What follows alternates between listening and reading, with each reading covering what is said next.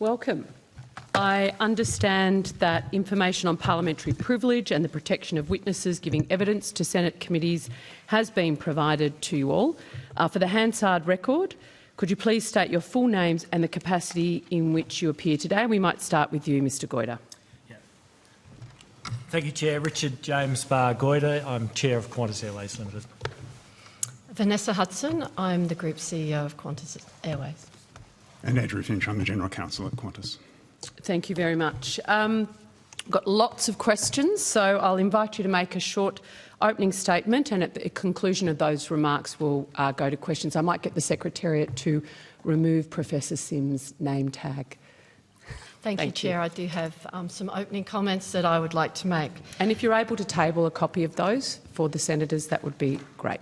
Absolutely. Thank you. We welcome the opportunity to appear here today in front of the committee. But before turning to bilateral air services, I'd like to cover three things that have been raised with the committee during this inquiry. That includes airfares, cancellations and slots. But first, I want to speak directly to the committee in the same way that I did to customers last week, which is to say sorry. There have been times when we have let the wider Australian public down, and we understand why people are frustrated and also why some have lost faith in us. As the new CEO, I am determined to fix that.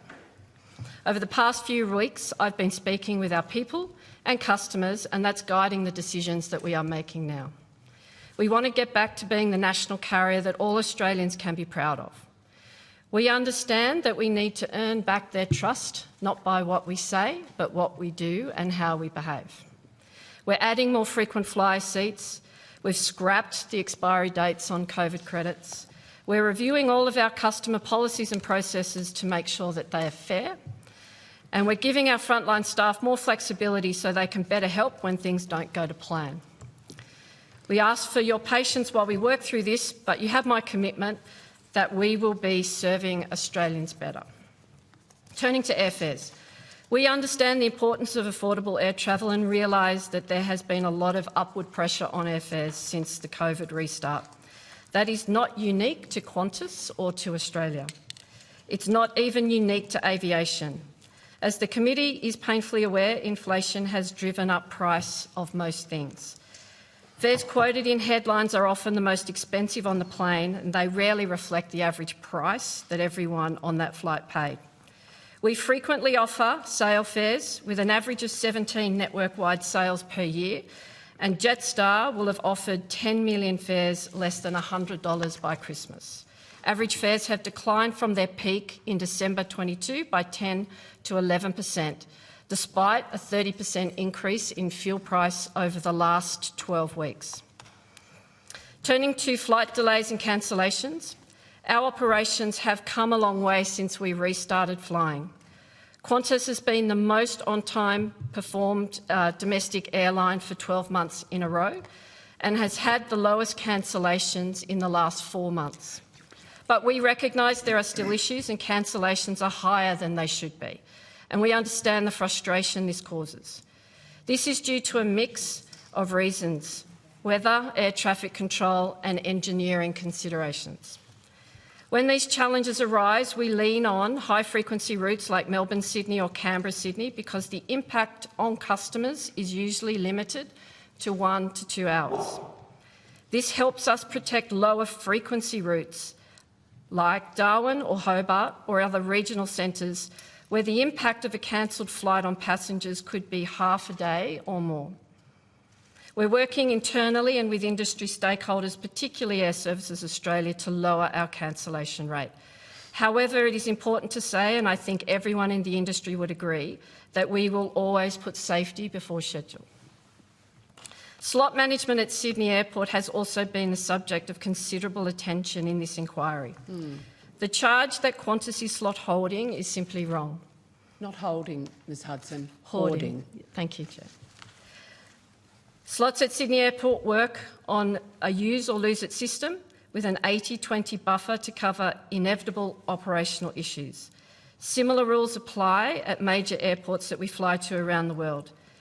and any change would put us out of step with those jurisdictions and in a system that relies on reciprocity. We agree that Sydney Airport needs greater efficiency, and we are on the record as supporting reforms recommended by the Harris Review. Lastly, let me touch on traffic rights. Much has been made of our objection to Qatar wanting to double its traffic rights, and we were asked our view as a matter of course by the Department in October 2022. The fact that there is a consultation process shows that these requests aren't simple, and there are many factors at play. We said the rest of the market should be given a chance to recover before such increases were considered, and that is exactly what's happened. Singapore Airlines, Cathay Pacific, Emirates, Delta, ANA and China Eastern are among 50+ airlines that are adding capacity back into Australia. And international airfares have dropped considerably as a result. It's public knowledge that governments have rejected Qatar applications more than once over the past few years. Those who have made those decisions are best placed to explain why. In conclusion, I want to start where I began. We are committed to earning back the trust of the general public and serving Australians better, just as Qantas has done for 100 years. To do that, I am focused on positioning for growth, investing in our fleet, investing in our customers and our people, and growing our workforce. Thank you for this opportunity to speak today, and Richard and Andrew and I will take your questions. Thank you very much for your appearance. Much of what you addressed in that opening statement and the changes that you have made are as a direct result of public hearings just like this, making sure that companies like Qantas are being held to account on behalf of the Australian people. And I am somewhat perplexed that Qantas has felt it could get a leave pass on actually making a formal submission to this inquiry. You have significant resources. I can see an army of people behind you, and I know there's an army behind the army that could have actually put pen to paper and provided this committee with a detailed submission around its terms of reference and the other issues that have been traversed over these short, sharp hearings that we've had to have. If Virgin can do it, if Rex can do it, I do not understand why our largest and most dominant carrier in the country can't do the respect to this committee by putting pen to paper and addressing the terms of reference. So, Ms Hudson, I would like a guarantee from you that once you leave, you will get your army of GovRel's advisors and all the people that serve under them, and they all earn a lot more than any of us on this side of the table do, to actually do this committee the service of providing a written submission. Can you commit to that, please? Yes, I can commit to that. Thank you. Mr Goyder, what discussions have you personally had with the Prime Minister of Australia around the Qatar Airways application? Chair, thank you for that. I've had no discussions with the Prime Minister or indeed any member of government on the Qatar decision. You had no discussions with the Prime Minister informally or formally? No discussions. On phone? Casual bump-in, we heard from Virgin. There were casual, informal, opportunistic conversations that occur from time to time. Haven't had any discussion. It's not how you do business, Mr Goyder? It's not. I've had no discussions with the Prime Minister or the Minister. In fact, the first time I met the Aviation Minister was some weeks ago in Perth, so I haven't met or spoken to her previously. And what about any other government minister around the impact on Qantas's market share with the Qatar application? I've spoken to no government minister, no opposition minister, no member of parliament. Okay. We'll return to that. Mr Goyder, you docked Mr Joyce's bonus by $440,000. That's 2% of his total remuneration for 2023. Is that a significant enough penalty for the huge brand damage that has occurred under Mr Joyce's watch? So, thank you, Chair. So, I think the number's actually marginally higher than that, but... so what, 2.2%? I think it was $590,000 on his short-term But what percentage incentive. of his end golden handshake, or shall we say parachute, was that? So what we've done with both Mr Joyce's and the KMPs, the key management personnel, for their remuneration for 2022-23 was the board used its discretion to zero out the customer side of the short-term incentive. Then we applied a I'm not 20% asking for the maths, reduction. Mr Goyder. Mr Goyder, there are a lot of questions and a lot of senators keen to ask. My question was the percentage that you docked his pay represented by the huge brand damage and the subsequent fall in share price that Qantas has suffered as a result of his tenure? So the entire short-term incentive has been withheld until we get an idea That's of not the ACCC. That's not the question I asked, Mr Goyder. And then there's up to... No, Mr Goyder, it's not the question I asked. We all know how you cut the cheque. What I'm asking is the brand damage and reputational damage that has been done to the once loved national carrier, Qantas, has been significant. Shareholders are furious. The price has dropped. What the percentage that you cut from his end remuneration, does that cover those losses? Was it worth it? Yes or no? As you know, Chair, there's a significant sum of money that is subject to malice and clawback, depending on how various things unfold in terms of the Qantas reputation. Do you still think Alan Joyce is the best CEO in Australia by the length of a straight? I made that comment some years ago. I think Alan Joyce did an excellent job as Qantas CEO over 15 years in what is a demanding industry. I recognise everything Vanessa just said about our need to rebuild trust with our customers and with our shareholders and all our stakeholders. But Alan Joyce contributed significantly to Qantas over his 15 years as Chief Executive. So you stand by your man, Mr Goyder? I stand by Vanessa now as the CEO of Qantas, and I think she will be a fantastic CEO. I was asking about Alan Joyce. Yeah, and I'm not going to walk away from Alan in terms of the contribution he made over a significant period of time, understanding, which I do, that we've got some work to do to recover trust with our customers and trust on the brand.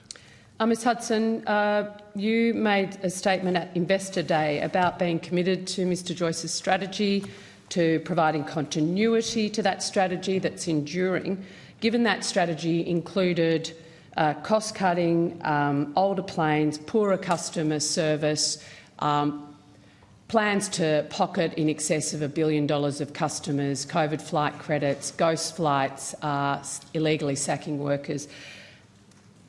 How are you still committed to the strategy that was implemented by Alan Joyce? Because it seems there's been an about turn, and I want to give you the opportunity to reflect on those remarks from Investor Day for us, because it's a 180. So, importantly, Investor Day outlined the investment that we are making over many years across all I of our... refer to your comments about the former CEO's strategy. Well, my strategy going forward is about continuing to deliver the investment in those aircraft across the business and drive growth. My strategy, which is what I outlined as well in the last week, is about listening to customers. It's about investing in customers. So sorry, Ms Hudson, you said you were committed to Joyce's strategy, demonstrating there is a continuity to that strategy, that it is enduring. We've known there's cultural problems in Qantas for a long time. I can go back before Mr Joyce's time and talk to transport ministers who equally talk about the aggressive way Qantas pursues dominance and market share protection. Are you committed to the strategy that was implemented under Mr Joyce, or have you, as the new CEO, given the insights that have been provided to Qantas by members of parliament through their questioning, prepared to change that strategy? I am absolutely, as a new CEO, looking at charting a course that delivers a strategy across 3 areas. One is customer, listening to customer, listening to the feedback and delivering on that. That was the message I gave customers on Friday. It was the message that I gave investors on Monday this week, where we're making more investment in customers and we're going to continue to listen. Thank you. Thank you. I just wanted to know. Who in Qantas is in charge of negotiations between Qantas and the Prime Minister Albanese's office to agree to assist with the Labor government's Yes campaign for the referendum. Mr Finch, can you help me with that?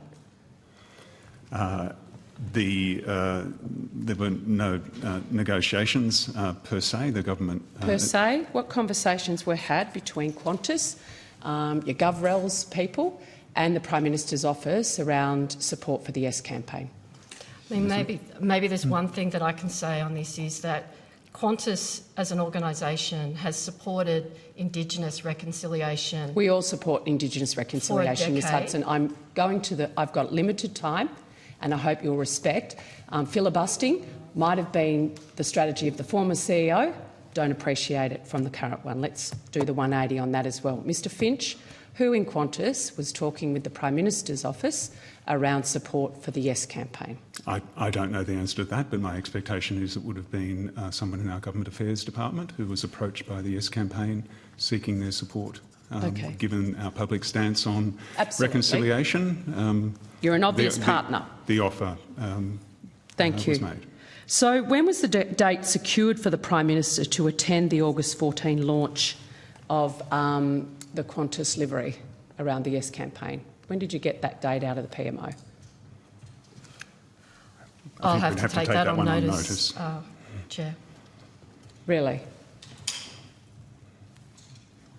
Takes time to paint a 737, an Airbus and a Dash 8 turboprop and find time in the Prime Minister's diary. How long does it take to paint a plane? It's not paint, it's a decal, and it takes roughly 24 hours, 24 hours? to put on the aircraft. Okay. So what date did Qantas agree to participate in the Yes campaign for the Prime Minister's Voice referendum? I will have to take that on notice, Chair. This is quite incredible. This is the whole quid pro quo and no one came prepared to answer questions. Oh, what a surprise. So who made that decision? Was that the board or the former CEO? Mr Goyder? The board endorsed a recommendation from management, Chair. Okay, for the decal, what, is there a nicer way to say decals? To support the Yes campaign. To support the Yes campaign. So when was that decision made to support the Yes campaign? Can you remember, Andrew? Maybe Mr Finch can look it up on the minutes that will be on that laptop. And Mr Goyder, that's Qantas's decision to support the Yes campaign. And then when was the decision made that that part of that support would include a launch with the Prime Minister, decals on a range of aircraft and the decision to fly Yes campaigners for free? When was that decision made? No, I don't know. You don't know the decision? No. Do you know when that decision was made? I don't. We can take that on notice. When that decision, Ms Hudson, was made? No, I agree. I think we will need to take that on notice, Chair. Do you have the board minutes on your... I don't, no. No? Does anyone behind you have Sorry, Chair, those? your suggestion of a quid pro quo, could you elaborate, please? Oh, I've been quite public about that. I'm sure you've read all the media releases and all the media commentary, Mr Finch. Guess what? When you come to a Senate inquiry, we ask the questions and you're supposed to come with the answers. A bit like failing to hand in a submission, not having details about when you had made significant decisions in partnership with the government just shows the level of disrespect. How long did it take to arrange for the planes and when was the procurement for that work done? As I said, the time it takes to put the decal on the plane is literally overnight, and I can get you information of how long it takes to pull So on the notice, decal. I would like, who was the company that you used to procure that, what the date was when that contract was undertaken, and Mr Goyder, would this be typically a decision made by the board to have the Prime Minister at the launch of something as significant as the Yes campaign for Qantas, given your public stance as a company and how important this is to you? No, it was not a decision made by the board. It wasn't a decision made by the board. It was a decision made by management. Yes. Under the former CEO. Yep. and was reported to board that this is what we're going to do, the PM's going to be there? No, the Chair, the support of the Yes campaign was endorsed by the board previous to that. Yes, obviously. My question goes to when was this actual specific arrangement set up? I'm unaware. You're not of aware, that. so if you are aware of what goes on in your board meetings, which I'm sure you are, Mr Goyder, you're very experienced, this didn't come to the board, did it? No. No. So this was a decision made by the GovRel's people in Mr Finch's section. Yes, Mr Finch? Another Andrew McGuinness's section, Government Andrew Affairs. McGuinness. So was this a decision made in Andrew McGuinness's section? Which decision, sorry? To The one we're talking about, Mr Finch. No, that was a decision by the former CEO in consultation with the GMC, Okay. the Group Management Committee. And then it would go through a normal procurement process internally? Correct. Right. And so who would be setting up the meeting with the Prime Minister's office? Again, we'd have to take that on notice. My expectation is that Mr Joyce's executive assistant would have reached out to the Prime Minister's office to invite him to And is she the still event. in the employ of Qantas? Well, I'm assuming it's she. Isn't that terrible? Are they? It is a she. It is a she, and she's retiring as well. She's retiring. Yes. If we could ask her before she retires, that would be very, very helpful. On what date was Qantas informed of the government's decision to block Qatar's bid? Mr Goyder? I don't know the answer to that. I don't know that we've formally been advised. We weren't formally advised, Chair. We How did you actually find learnt out? through the media, is my Through the media? understanding. Yeah. So no one in Mr McGuinness's section had a phone call from PMO or the Minister's office? So my understanding was that we weren't formally told, and that we did learn through the media channels. Yep, I know formally you weren't told. I'm asking, given what we've heard from Virgin this morning about informal conversations that occur, what was the informal information that you received? To our Ms. knowledge, there was Hudson? no informal or formal notification from the Well, I'm Minister. asking Ms Hudson directly, and bearing in Forgive mind me.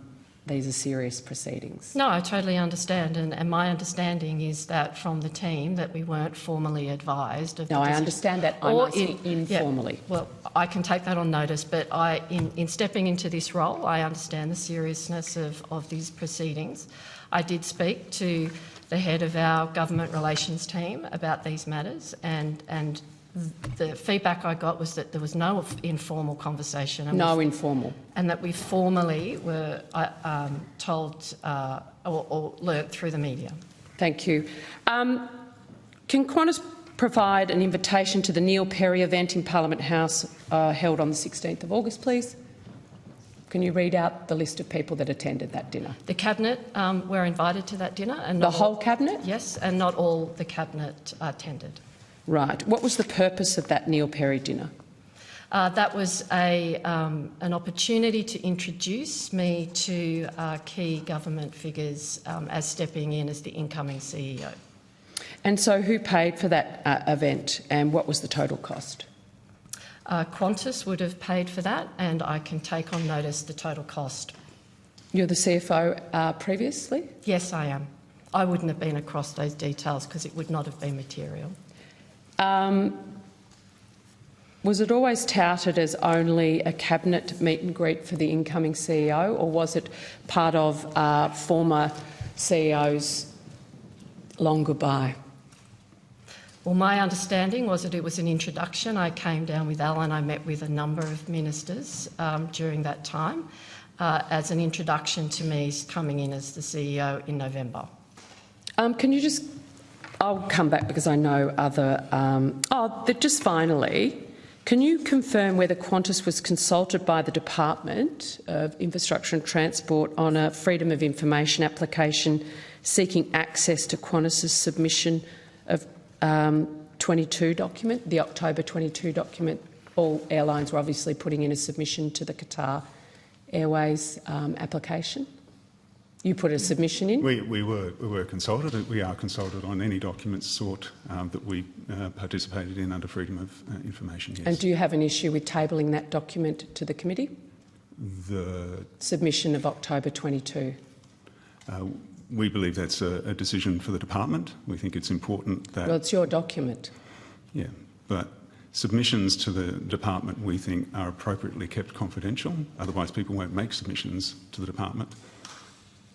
I think senators across the table would have a different view, which they might like to pursue. Also, what was Qantas' advice to the department regarding the FOI application? Did you say you did or didn't have a problem with it, given you were consulted on whether to release the document or a redacted section, obviously bearing in mind commercial in confidence? What advice did Qantas provide the department about the release of that document? There are a number of documents referred to in the FOI application, and we scanned all those documents and provided submissions to the department, generally seeking that they be kept confidential. They were provided commercially in confidence. Generally, Mr Finch, or all of them? I'll have to take them on notice. My understanding would be all of them, but it may be that there were some that we didn't object to. You do know that this committee can receive documents in confidence? Yes? You know that's one of our powers? Would you be prepared to release your submission to the government on the Qatar Airways application in confidence, redacting out any commercially in confident information? Ms Hudson? Yeah. Yes? Does the provision of it in confidence ensure its retention of confidence, Chair? Yes, it does. We've all been on committees over a long period of time. Was that not the Deloitte CEO's expectation when they provided salary information? The Deloitte CEO was claiming cabinet in confidence, which the Deloitte CEO never was in cabinet, never will be in cabinet, Mr Finch. So be very careful about what you're asserting. Sure. So I'm just checking. If we were to release the document to you in confidence, we can be certain that it won't be released publicly? No, absolutely not.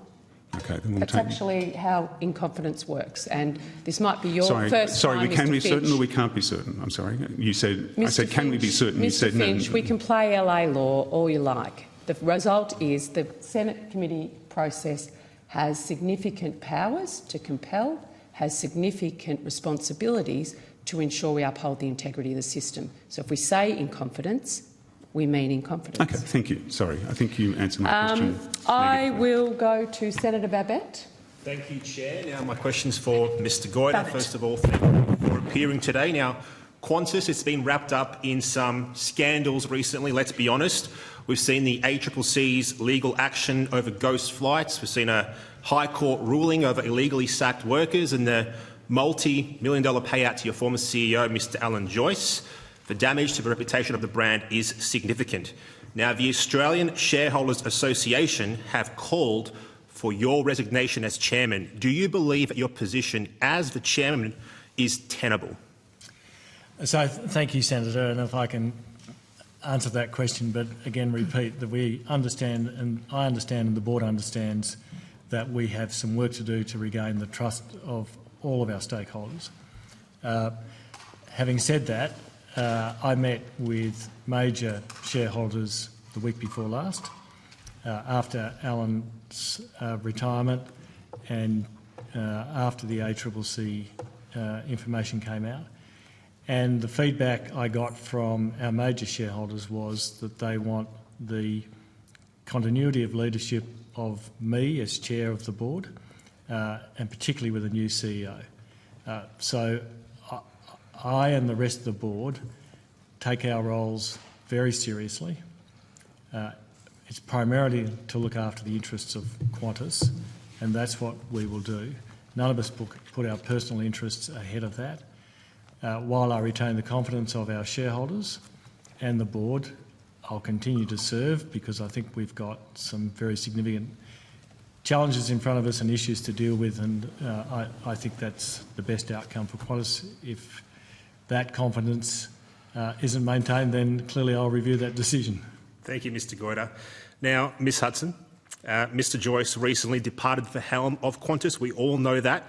Now, will this provide sufficient change to correct the course of your company? If not, what other actions will you take to regain the trust of your shareholders, and all of them agree in what you just said, Mr Goyder, to regain the trust of your shareholders and the Australian people?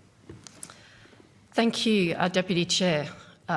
My focus from the outset, as soon as I stepped into the role, has been to connect with our customers, to connect with our people, and through that I've spent a lot of time listening to that feedback, and my focus is absolutely going to be determined to fix the issues that we have. I've outlined a lot of that on Friday. Apart from apologising to customers, I've also outlined an $80 million incremental spend on top of $150 million in customer investment over the next 12 months, from improving our redemptions to fixing pain points in call centres, to also helping our people and backing our people up to be able to recover when things don't go to plan. The one thing as well, in the time I've been in CEO, is listening to our people. Our people are the absolute asset of the organisation. They are committed, they are passionate, and they are going to be a part of how we win back the trust of our customers. And so my job is to back them up. I've also spent a lot of time reaching out to stakeholders, including reaching out to many of our union representatives, both in terms of a conversation but also follow-up meeting, because I think that a new CEO is a time to reset our relationship with our customers, our people, but also reset that relationship with stakeholders. Because what I'm focused on is growing, is investing in the new aircraft, is providing promotional opportunities with the new aircraft that are coming that's actually good for the Australian economy, and it's also good for customers and the communities that we serve. Thank you, Ms Hudson. Now, Mr Joyce, who's obviously absent today, he stated in a previous Senate committee hearing into the cost of living recently that Qantas made representations to the government following Qatar's request for additional flights. He said that it would cause distortion in the market. Can you please explain what he means by distortion in the market and just what representations were made, if you can give us a bit of an insight there? Well, I can't talk on behalf of Mr Joyce, but what I understand... Surely you would be privy to that information, being the CEO of Qantas, and he's offside, so to speak.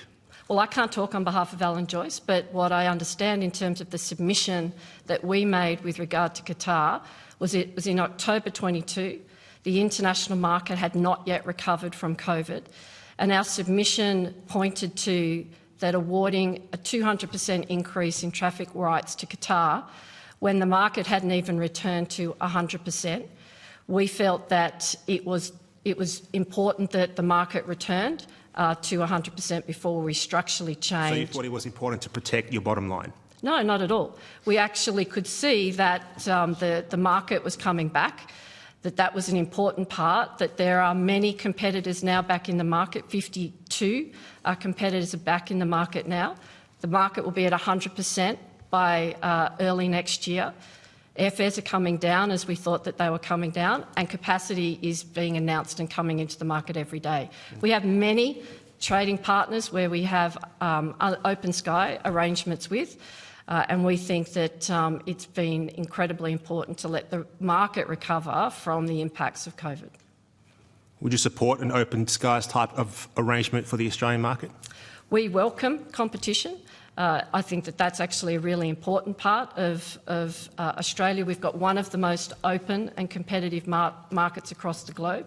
We think it's important, though, that you strike the right balance between growth and growth in tourism, but also maintaining a healthy Australian aviation market at the same time. Yeah. So, Ms Hudson, in the last sitting period of federal parliament, the government said on multiple occasions that the decision to block Qatar Airways access to more flights in Australia was made in the national interest.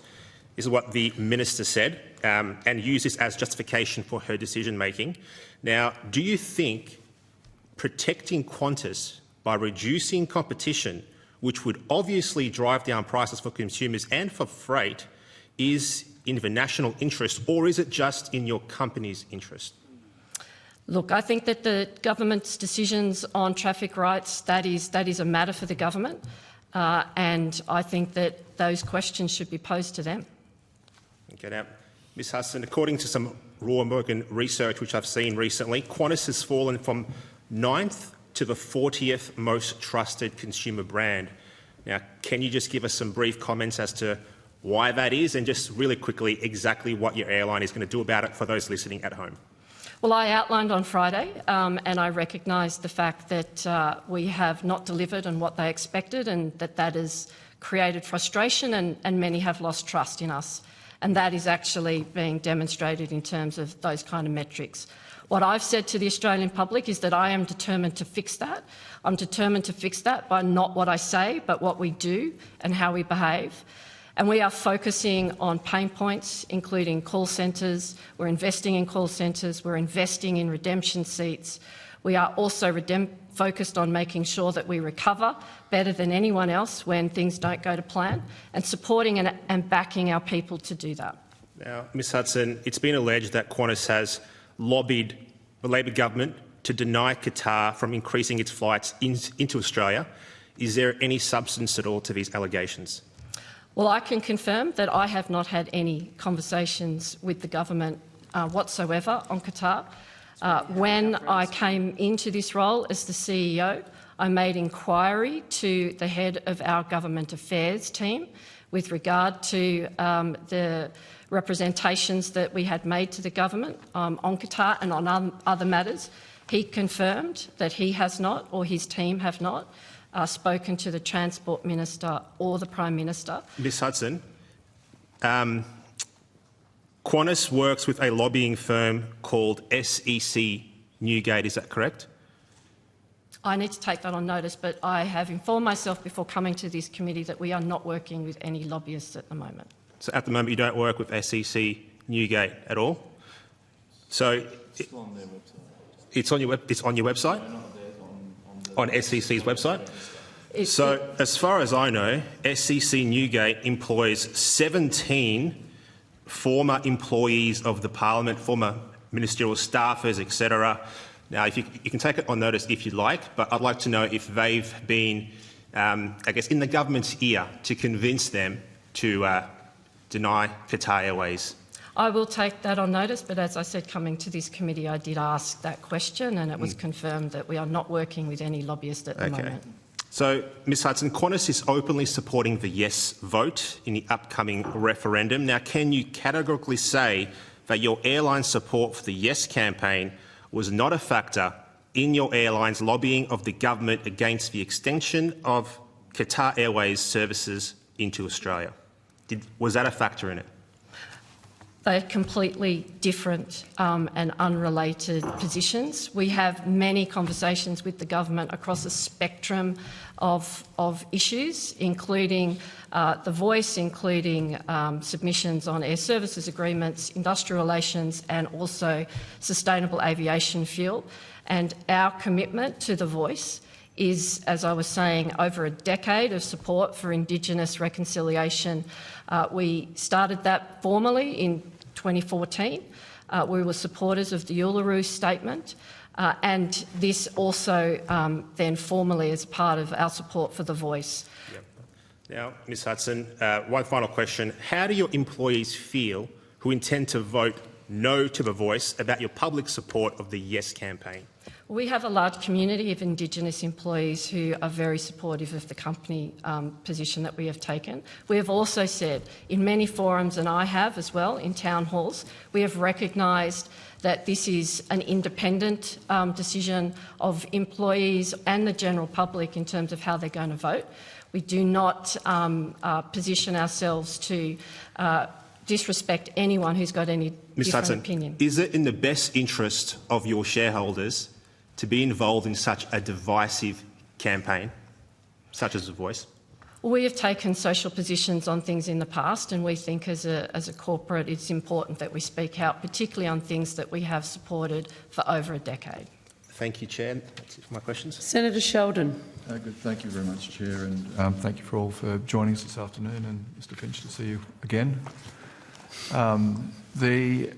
Just going to these questions about the community's confidence, the workforce confidence, and quite frankly our confidence in what's happening at Qantas. one of the critical questions is about, and I respect that a number of comments have been made about apologising for this and apologising for that, and frankly, I've lost count on how many apologies I've heard. I've only got 10 fingers and 10 toes. But what I was particularly concerned about is that there still hasn't been an apology for the termination of the 1,700 workers. In actual fact, when Qantas starts talking about the court finding, they say that, and you say that there were sound commercial reasons for the outsourcing. And this is to you, Mr Goyder.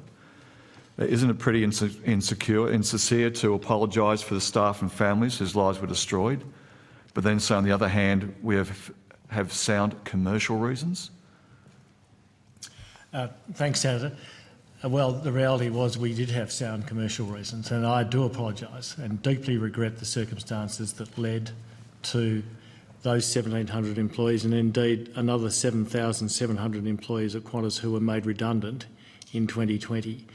But if you go back to 2020 when those decisions were made, we had no vaccine, we had no idea when borders would open, there was no clarity on the future of aviation. And the primary focus of our... Are we going to relitigate the federal court decision, the full bench of the federal court, and 7-0 in the High Court on the reasons why those workers were illegally sacked? But all the courts that looked at this said, though, that Qantas had sound commercial reasons for making the judgment. We could not satisfy the reverse onus of proof as to Mr. why Goyder, we had done it. Mr. Goyder, you are avoiding the answer about this was an illegal practice, and you have the hide to say that you apologise for nothing because you made an illegal practice. When a company turns around and carries out an illegal practice, they need to be held to account. Now, that court decision has held you to account, but you refuse to hold yourself to account or the board. So, as I said, Senator, we deeply regret the circumstances. We're now in a process... What, that you got caught? We're now in a process with the courts to have appropriate outcomes for those affected employees. And, as I said, we apologise for what happened.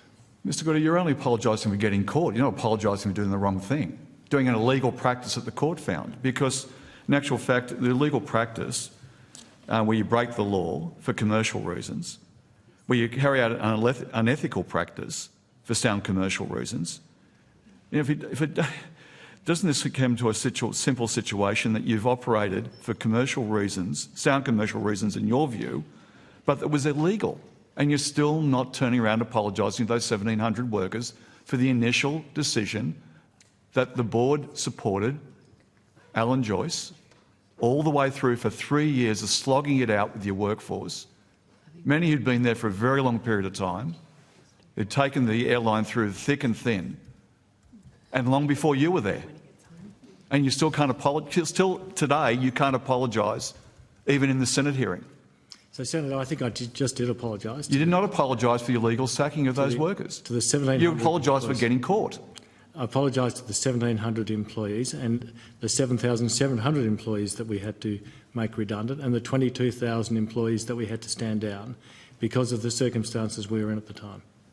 And you still stand by your logic of it was sound commercial reasons? The commercial reasons were very compelling at the time, given the environment we were in. Mr. Goyder, you can see where we're going to start getting, frustration about the so-called turning over a new leaf. An illegal practice, and you're saying, well, sound commercial reasons. There was ghost flights, sound commercial reasons. There was flights that were abandoned for customers and no-shows, sound commercial reasons. There was apologies for luggage, luggage being lost. Well, that's sound commercial reasons. Don't you think we've had enough of sound commercial reasons? We want some genuine contrition and some genuine outcomes and some genuine responsibility for what you've done? So, Senator, I think there has been and is genuine contrition for where we're at the moment, and we understand, as the CEO said earlier, that we need to improve on many fronts, and we have and we will continue to improve on many fronts to get better outcomes for our customers so that we can, so the reputation of Qantas can be restored to where it should be, and we can make the investments in new capital and jobs that we want to ensure that this is a very successful Australian company going forward. And all those reasons for sound commercial reasons. Can I just then go to whether you've changed a new leaf on some other matters? I've gone through a long list of things that have been done for sound commercial reasons from your point of view. Now, it's well known that Qantas, under your leadership as the chair, pioneered with Mr Joyce the labour hire loophole. It's been told to me by Qantas at previous inquiries that they split their workforce up across 38 companies, including 21 external companies and 17 subsidiaries. Now, Labor has committed to closing those loopholes. Now, I'm very mindful that the Liberals and Nationals are committed to helping Qantas to keep those loopholes open. In fact, Mr Dutton had said closing the Qantas loophole would, I quote, deny employers, like Qantas, the choice to use labour hire workers. Mr Goyder, are you grateful for the Liberal National Party support for the Joyce loopholes? Well, Senator, we need to... talking points? Apologies, sorry. No, you don't have to apologise. The chair's interrupting because it's the nature. Senator... Senator, you're reflecting on another senator. Please try and not make it personal, Senator Sheldon. I withdraw that, Thank you. But I would appreciate you stop intervening in my line of questioning. Thank you, Mr Goyder. Sorry, Senator, what was the question at the end of the day? No, that's, I well understand that being interrupted. It's well known that the Qantas under Mr Joyce pioneered the labour hire loophole. Now, Qantas has told me at previous inquiries that they've split the workforce across 38 companies, including 21 external companies and 17 subsidiaries. Labor is committed to closing that loophole. The Liberals and Nationals are committed to helping Qantas to keep the loopholes open. In fact, Mr Dutton had said closing the Qantas loophole would, and I quote, deny employers, like Qantas, the choice to use labour hire workers. Now, the question is to you, Mr Goyder. Are you grateful for the Liberals and Nationals' support for keeping those Joyce loopholes open? So thanks for repeating the question, Senator. So we want an environment where we can employ as many people as we can to do productive work for the Qantas businesses. And we want an environment where that is fair to employees, but also that we can be competitive against in a very, very competitive market. And we have legacy agreements, as you know. We have 54, I think, EBAs across the Qantas I do know. group. Mr Joyce had a legacy agreement and everyone's still receiving the benefit in the executive team. We've had agreement on most of those EBAs, and even over the last 12 months. We've had recently, I think we've advertised 7,000 jobs in Qantas. We've had 170,000 people apply for the jobs in Qantas. So the Qantas employment brand is pretty strong at the moment. So you're still supporting the Joyce loopholes that breaks up where workers... You can have on a flight, you're aware of this, I hope you've read the papers, with all the other responsibilities at Woodside and the AFL. Have you read the papers to see what this issue about that there is workers actually flying on planes where there's five people that are flight attendants doing the exact same job, getting different rates of pay for the same work? That's what the loopholes does. That means you can't bargain. That means with the power that the three of you hold and your board holds and your previous managers, it means that people can't have a proper bargain because when they reach an agreement, there's another loophole set up by the Joyce loopholes, which means you just set up another company to undercut. Do you think that is a fair bargaining position? Well, Senator, the fact that people are on different wages and pay rates would be exactly the same in this building, I imagine, and indeed the same with a lot of businesses around the country. People have legacy agreements, and then there are new, more modern agreements. Lower rates of pay. That's what you're calling modern agreements, which are actually lower rates of pay, which actual fact an agreement is reached with a company and then they turn around and negotiate another agreement at lower rates of pay again. And when they reach an agreement there, they enter into another agreement, or they find a subsidiary, or they find another outside company doing the exact same work, working for lower rates of pay. So in actual fact, where is the genuineness in the negotiations? Where's closing the loopholes? And are you prepared, and it's either a yes or no, are you going to stand by the Joyce loopholes where the workers are getting paid less and less where every bargain takes place with different entities? Are you going to continue that practice on? Well, I don't accept that workers are being paid, Senator, less and less every time there's a new bargain. In fact, Clearly there are increases in wages and salaries as we negotiate those enterprise bargaining agreements. So, Mr Goyder, there isn't 4 different arrangements for workers doing the exact same work on an airline. You're saying that I'm not telling the truth. Senator, what I'm saying is there are different arrangements, but people in those roles accept the terms and conditions that they have. And right. I think it is... You either accept or you don't have the job. That's not acceptance. So we actually have a system where people have a right to negotiate arrangements, not just have a loophole arranged where people can game the system and rip workers off. So when you come to a genuine agreement, that's what it means. So, Senator, I don't accept that because we need agreement from our employees. Well, they should have genuine agreements? EBAs. Just let Senator, please let Mr Goyder finish the answer. We have got genuine agreements, and in most of the roles in Qantas, people in Qantas are paid more than in our competitors. Now, the Secretary passed on a list of questions, 5 pages of questions. I gather you have a written response to those? We're still working through those questions, Senator. We'll have it to you as soon as we can. And when is that likely to occur? In the next couple of days. Next couple of days, thank you. The other question goes to just a very important question, and that is that in light of the pilots' union calls for you to resign, Mr Goyder, you know, and I've always considered the pilots as quite a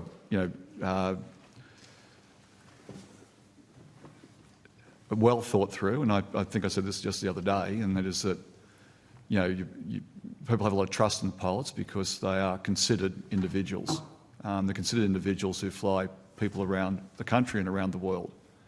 Obviously, the company has confidence in them, in their working capacity, and I certainly do, and I'm sure the Australian public does. But for the pilots to call on for you to resign, and I'm not aware of any part of the Qantas workforce that actually wants you to stay. Isn't there really a question now to actually get this new leaf?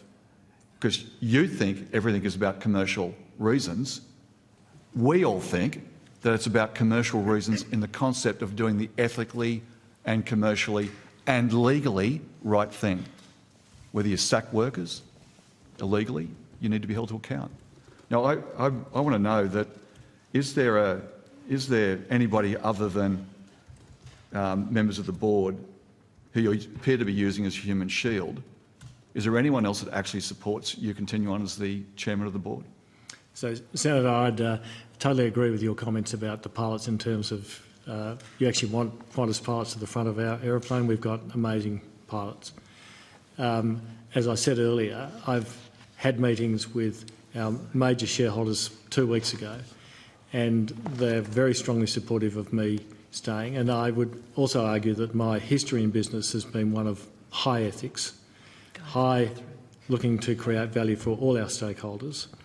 I've navigated a company through the global financial crisis, chaired Qantas through the most existential crisis we've ever had as an airline. And right now, the major shareholders on the board feel that I'm the best person to chair the board to navigate us through the current situation we've got. So, Mr Goyder, we've got this series of events, and you still stand by the fact that the way you've managed those events as chairman of the board, including allocating bonuses, paying improvement in payments to both yourself of $100,000 and other directors receiving extra money this year, in light of all the things that have been happening, all the things with illegal actions that have been found that Qantas has carried out, all the dismay that the public has been had to endure under your chairmanship and stewardship of Qantas, and you think nothing's has to change? So, Senator, I think as we've said, we think a lot has to change at Qantas, and we're working hard on that at the moment. Ms Hudson, the Qantas 2023 annual report disclosed that upon your retirement as CEO, you'll receive a lump sum payment under a defined benefit superannuation scheme. You're using a predetermined formula for member category. Which division and which category of Qantas defined benefit scheme are you a member of? So I became a member of the Defined Benefit Scheme when I started Qantas in 1994, and I have been voluntarily contributing to that superannuation plan for myself for 29 years. The category of the benefit plan that I'm under, I think it's category 2, which was the superannuation scheme that was available for me when I started at Qantas. Are you able to tell me what your accrual rate is, being the fixed percentage used to calculate your defined benefit? I will come back on notice on that. In terms of my detailed investigation as well on my superannuation fund, it is something that I contribute to. It's not something that I specifically analyse frequently. I know this matter's been a matter of some public conjecture over the last week and a half. Did you go and have a look at your benefit to see whether the accuracy or not of the assertions that were made? I had some team that actually calculated that for me, and I was satisfied that calculation was So you've got the calculation. You can come back to us tomorrow, if not Yes. this evening. Right. There's a number between 9.3% and 18%, and I think it would be reasonable to expect that that the magic figure or the number is on top of your head, but you just can't pick it. Let me come back to you on that, Senator. Is it possible that your short-term and long-term bonuses may be included in the definition of your superannuation salary for the purposes of calculating your retirement benefit? My understanding it's not. My understanding that it's a function of my fixed annual remuneration. I have further questions. I'll hand back to the Chair at the moment. Thank you so much, Senator Sheldon. Senator Birmingham. Thanks, Chair. Thank you all very much for attending today and taking the time to do so. Under what circumstances did Qantas come to be invited to make the submission of October 2022 on the Qatar Airways or Qatar application? So my understanding is, Senator, that the department reached out to our Government Affairs team and invited them to make a submission. Okay. Can you provide details and a copy of that communication from the department, be it letter, email, otherwise, and we'll clearly also follow that up with them tomorrow. You have indicated that in response to the FOI application made of the department, Qantas replied asking that submission to be kept confidential. You've indicated you'll provide a copy of it confidentially to the committee. On what grounds does Qantas seek to keep it confidential? I don't know actually that I had agreed to provide it to the committee. I understand that... I think your CEO did. I'm sorry, say again? I think your CEO did. Oh, sorry, am I confused? You're talking about the 14 October 22 submission? Yes. No, I don't think that we had agreed to that. As I understand it, the ministers claimed a particular immunity for that particular document. Well, Mr Finch, I think in exchange with Senator McKenzie, you and Ms Hudson did agree to provide a redacted version of it in confidence to the committee. Mr Finch, your CEO is nodding to my non-verbal communication, so there is an agreement. Non-verbal, perhaps I missed it, forgive me. Okay. Sorry, Senator, repeat your question. What are the grounds on which you seek to keep it confidential? That it's commercial in confidence. I mean, I think it's more the desire to ensure that corporates and individuals feel comfortable when they make submissions to the government on matters of these things, and particularly when they're invited to do so, that their submissions are kept confidential. There are many processes of government for which corporates and individuals make submissions which are made public, and indeed the default is usually that they are made public with then a right for certain information to be kept confidential. That's right. Would you be willing to provide a public version of that submission, redacting whatever may be commercially sensitive to Qantas, but a public version of that submission? Well, we've agreed to provide that submission in confidence to the committee, and that is the commitment that the committee has given to us on a redacted basis, that it is confidential. And I support what Andrew Finch said, is that in terms of air services agreements, we are asked to make submissions frequently on matters of consideration of the government that are matters for them, and we would hope that that they are maintained in confidence. And we think that that's an important part of democracy, that we can be having conversations and also providing input on matters that the government is considering. So do I take that as a no, that you are not willing to provide a public version of that submission with ability to redact whatever commercial in confidence material may be in it? We've committed to the committee to provide that in confidence to the committee. Right. Well, that's disappointing that you're not willing to provide some form of public version. In relation to the FOI claims, Mr Finch, you referenced documents plural. What other documents were provided by Qantas or exchanged between Qantas and the department in relation to the Qatar application? Those documents are subject to an FOI application. I understand it was emails and other correspondence between our Government Affairs team and the department. And what's the nature of those documents? I haven't seen the documents myself, so I'm assuming that they're in relation to the substantive matters on which the department was seeking submissions. Is there a reason why Mr McGuinness isn't here today? Yeah. He's on holidays. He's in Tasmania, I believe. Or whoever then is acting in his position for the Government Affairs team? Who is acting for Mr Okay, McGuinness? Well, there is no one acting for There's Mr. no McGuinness. acting? No. One's... Well, let's push on. I hope we don't have too many. I hope we don't have too many questions that would require Mr McGuinness's response. But can you, on notice again, provide some details around what the context and content of the other communications were? How many communications there were between Qantas and the government in relation to the Qatar application? Overall, what contact was there from Qantas with government about Qatar's application? Mr Goyder, you've been very clear, no conversations between yourself and the Prime Minister or ministers. Did you have any contact with Prime Minister's office or any other officials of government, departmental heads or anybody else?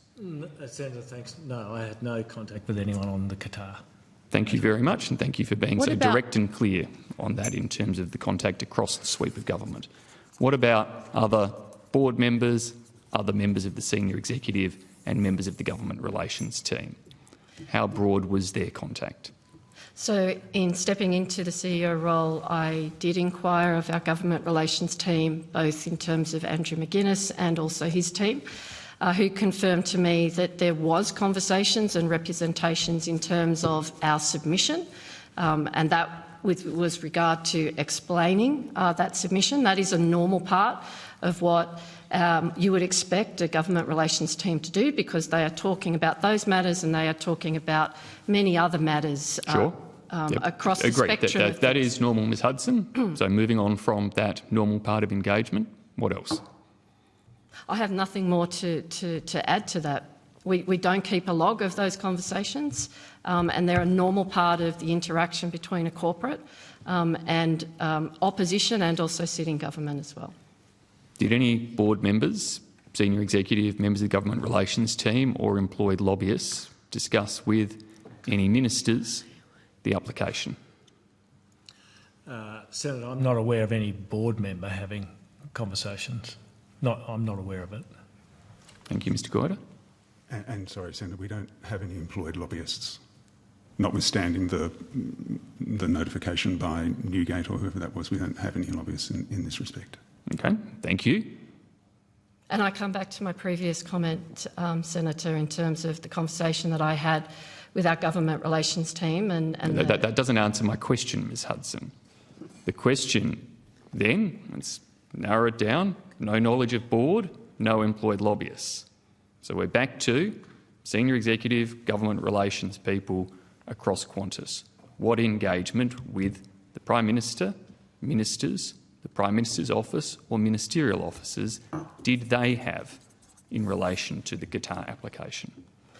Well, all I can provide today is the conversation that I did have with the head of our government relations team, and they confirmed to me that they did not have contact with the Prime Minister or the Transport Minister. They had... That's two people, Ms Hudson, they had out of potentially hundreds across the blue carpet in this building. as I said, they would have been having conversations with their contacts in government, and that was not just with regard to Qatar, it would have been happening in normal course of relations that they would have been having. Well, let's go back and ask them for some specifics then, please, in terms of what contact they did have. As I've detailed here, in terms of senior executives, government relations team or others tasked with interaction with government, and what contact they had specific to the Qatar application and anything relevant to the Qatar application, and contact with Prime Minister, Ministers, Prime Minister's office or ministerial officers. Has Qantas undertaken any modelling or analysis to support its stance in seeking a rejection of the application? When we put in the application, as I said, it was based on the market having not yet recovered from COVID, and on the basis that we believed that the market did need to recover as a result of COVID and get back to 100% before we made structural change to other traffic rights. And what we have seen is that what we expected has occurred in terms of capacity coming into the market, in terms of airfares coming down as a result of that. Now, you referenced before a 200% increase in traffic rights is how you described Qatar's application. What's their market share in terms of their rights to transit from Australia through the Middle East? My understanding in terms of capacity, it's approximately 2%. It's approximately 2%. So the 200% increase you referenced is off of a 2% base. Is that correct? That's correct. Okay. So 200% makes it sound like this is some sort of dramatic market shift. But it wouldn't be a dramatic market shift, would it? So as I said, in terms of the position that we had in October 22, the Australian market was recovering from the impact of COVID and the impact of international borders being closed for over a year plus. And we felt it was appropriate at the time that that capacity was enabled to come back before changes in traffic rights occurred. So if the government were to review the decision now, would Qantas's position have changed? Well, as I said before, traffic rights are a decision and a matter for the government to decide. And I assume that if they were to consider that at that point in time, that we'd be asked for a position and that we would put in a position on that. I'm asking for a position now. Your only evidence you're giving this committee relates to the status of the market around COVID recovery. So if the government now, as you've said, prices have come down, markets have come back, some airlines, like Etihad, have decided seemingly not to put services back on, and there is little sign that they are going to. So in the interests of competition and openness, if the government decided to review Qatar's application, would Qantas's position be the same today, or would you be willing to enable some expansion of that 2% of the market share that Qatar has? As I said before, Senator, traffic rights are a matter for the government to decide. These are not decisions that Qantas makes. And if the government were to consider that we would put in a position at that time. You must have a position, Ms Hudson. Are you permanently against this, or are there some other factors that you would have to assess in relation to how and why you would come to the decision? And if there are other factors you would have to assess, what are they? The market is dynamic and it's a competitive market and demands change over time as well. So at any point in time, the market is always changing. And so, as I said before, these are decisions for the government. These are not decisions that Qantas makes. What does Qantas fear from Qatar having such a nominal increase in relation to access rights? I go back to the decision that this was made was a government decision, and in October, when we put the position in October, it was about enabling the international market to recover capacity from the impacts of COVID. And that is what we have seen. We have seen capacity come back in. We have seen 6 million seats have now come back in between July 23 and July 24. We have seen airfares come down. Internationally, they have come down by around 10% from the peak in December 22. These are decisions and these are matters for the government. This is not a decision for Qantas. So with all of those changes that have happened since Qantas made its submission in October last year, it sounds like it would be a good idea for the government to review the evidence again and the decision again. As I said, that is a matter for the government. Okay. Can I just quickly touch on another issue? This relates to the ACCC flights, or flights that are subject to the ACCC investigation and prosecution. Did every Qantas customer who paid for a ticket on those flights receive a refund or a flight credit? The notion of that we took fees for no service is just wrong. And as Senator, as you said, our focus at that time was making sure that customers were reaccommodated. Domestically, that is normally on the next flight or within 1 to 2 hours. Internationally, that would be on the next available flight. And if that is not possible, absolutely, we offer a refund. Okay. So did every customer either receive rescheduling at a time convenient to them, or a refund, or a flight credit? That is our promise to customers, that when there is a disruption or a cancellation... Is that what happened? Well, clearly there is still a lot that we're working through, and that this is a part of a legal process.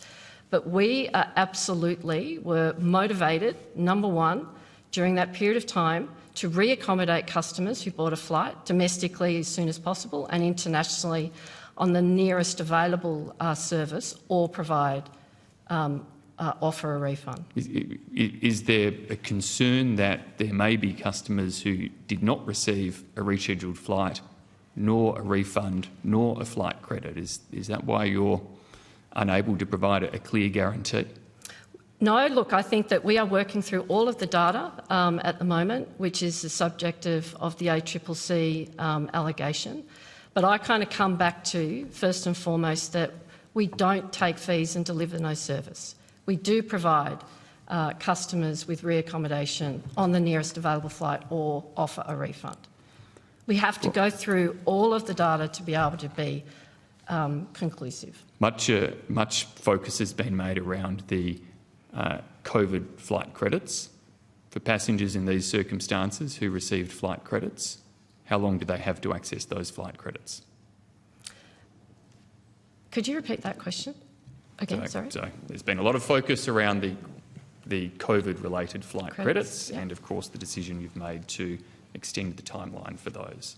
For passengers affected by the flights subject to the ACCC investigation, where they received flight credits, how long do they have to use those flight credits? They would be under the normal terms and conditions of our carriage, which would be 12 months.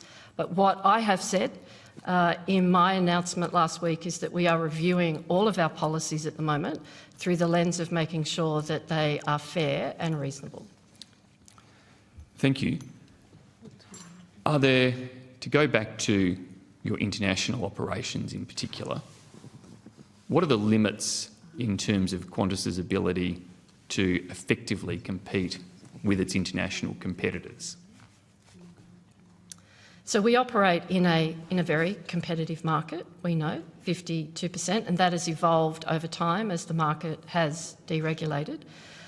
The key parts of our ability to compete in that, first and foremost, comes with our customer experience. We need to make sure that we are offering to our customers a service that they value and they provide. The second part of our competitiveness is clearly on our costs. And the big components of costs are fuel, it is also labour, and it is also aviation charges, which include airport charges in particular. Is there anything that makes you particularly less competitive than your competitors? Well, as I said, we are absolutely focused on competing our strongest, and that's focusing on delivering our customers the best outcome, but also making sure that we are efficient with the way we do that. When we do that, from a fuel perspective, we put in place hedging. We know that some of our competitors don't do that. and also making sure that we deploy efficiently our aircraft and fly them in the most efficient way. Appreciate that, Ms Hudson. And it's not really trying to pose a trick question here, simply seeking to understand. You're in a competitive environment. We appreciate that. It's also, when it comes to the Middle East and European routes, still a tightly regulated environment. Is there anything that makes Qantas in particular less competitive than Qatar, for example? I would come back to the same answer. In terms of our competitiveness, we have to deliver what our customers want so that they choose Qantas over our competitors, and that is what I have been focused on, and I've said in the past week that we will be focused on. And the other part is making sure that we deploy our aircraft as efficiently as possible and have the most efficient cost base to serve the routes that we fly. If you can't identify anything that harms that competition, then why shouldn't the competition be enabled and allowed? Well, I come back to these decisions are not Qantas's decisions. These are decisions for the government. Then can you give a green light to the government for them to make that decision, to remove Qantas's objection to that? Because you did object to it. We objected to it in October 22 when the market was significantly disrupted from COVID. So circumstances have changed, therefore we're all allowed to change our mind. I come back to, has Qantas changed its mind? Well, I also just come back to these are not decisions for Qantas, these are decisions for the government. But you had an opinion. Do you have an opinion today? If the government were to reopen the traffic right debate and were to ask Qantas for an opinion, we would provide it at the time. But that is not happening at the moment, Senator. And any kind of submission through that process we would expect to be confidential. You would take a fresh look at it, would you, Ms Hudson? We would always consider any request from the government in the conditions and the circumstances of the market where we are. But you wouldn't be against the government instigating a review, would you? We would support the government in what review that they would like to do at any point in time. Thank you. Senator Pocock, bringing it home for Canberra and Sydney slots. Thank you very much for your time. Ms Hudson, in your opening statement you reiterated your public apology, but you rejected accusations of slot hoarding. Just looking at the schedule, Canberra to Sydney tomorrow, you have a 4:40 and then a 4:45 p.m. flight from Canberra to Sydney, 2 flights 5 minutes apart. You have other flights that are 15 minutes apart, and you cancel over 50 flights a month between Canberra and Sydney. That's sitting at 12% cancellation rate, which is 3 times as many flights as Virgin Australia. Do you still maintain that this is not a deliberate tactic? Well, first and foremost, let me take the first part of that question. The schedule that we set, and particularly the schedule that we set to Canberra, is based on what we can see and historically see from what our customers have enjoyed or what their preference is. Particularly on Sydney-Canberra, we do operate Q400s and turboprops, including as well 717s. So in terms of being able to provide the frequency on Canberra with those aircraft type, it makes logical sense that if there is high demand at a certain time, we would have flights that serve that time. So I think that is a key part of our network planning that would have driven that outcome. If you've got 2 flights 5 minutes apart, why not use a bigger aircraft? You said just minutes ago that you wanted to fly your aircraft in the most efficient way. Because the turboprops versus a larger aircraft of a 737 is significantly greater than what the capacity of 2 turboprop aircraft would be. So you don't have an aircraft that could take sort of double? No, not at the moment, and one. we are actually renewing our fleet, and we'll be getting 20 aircraft that will be an optimal aircraft to be able to fly Sydney to Canberra and also from Canberra to Perth, for instance, because it's got the range to do that. And if coming back to the point that you were making, Senator, on cancellations, we absolutely, any cancellation is regrettable, any delay to our customers is regrettable.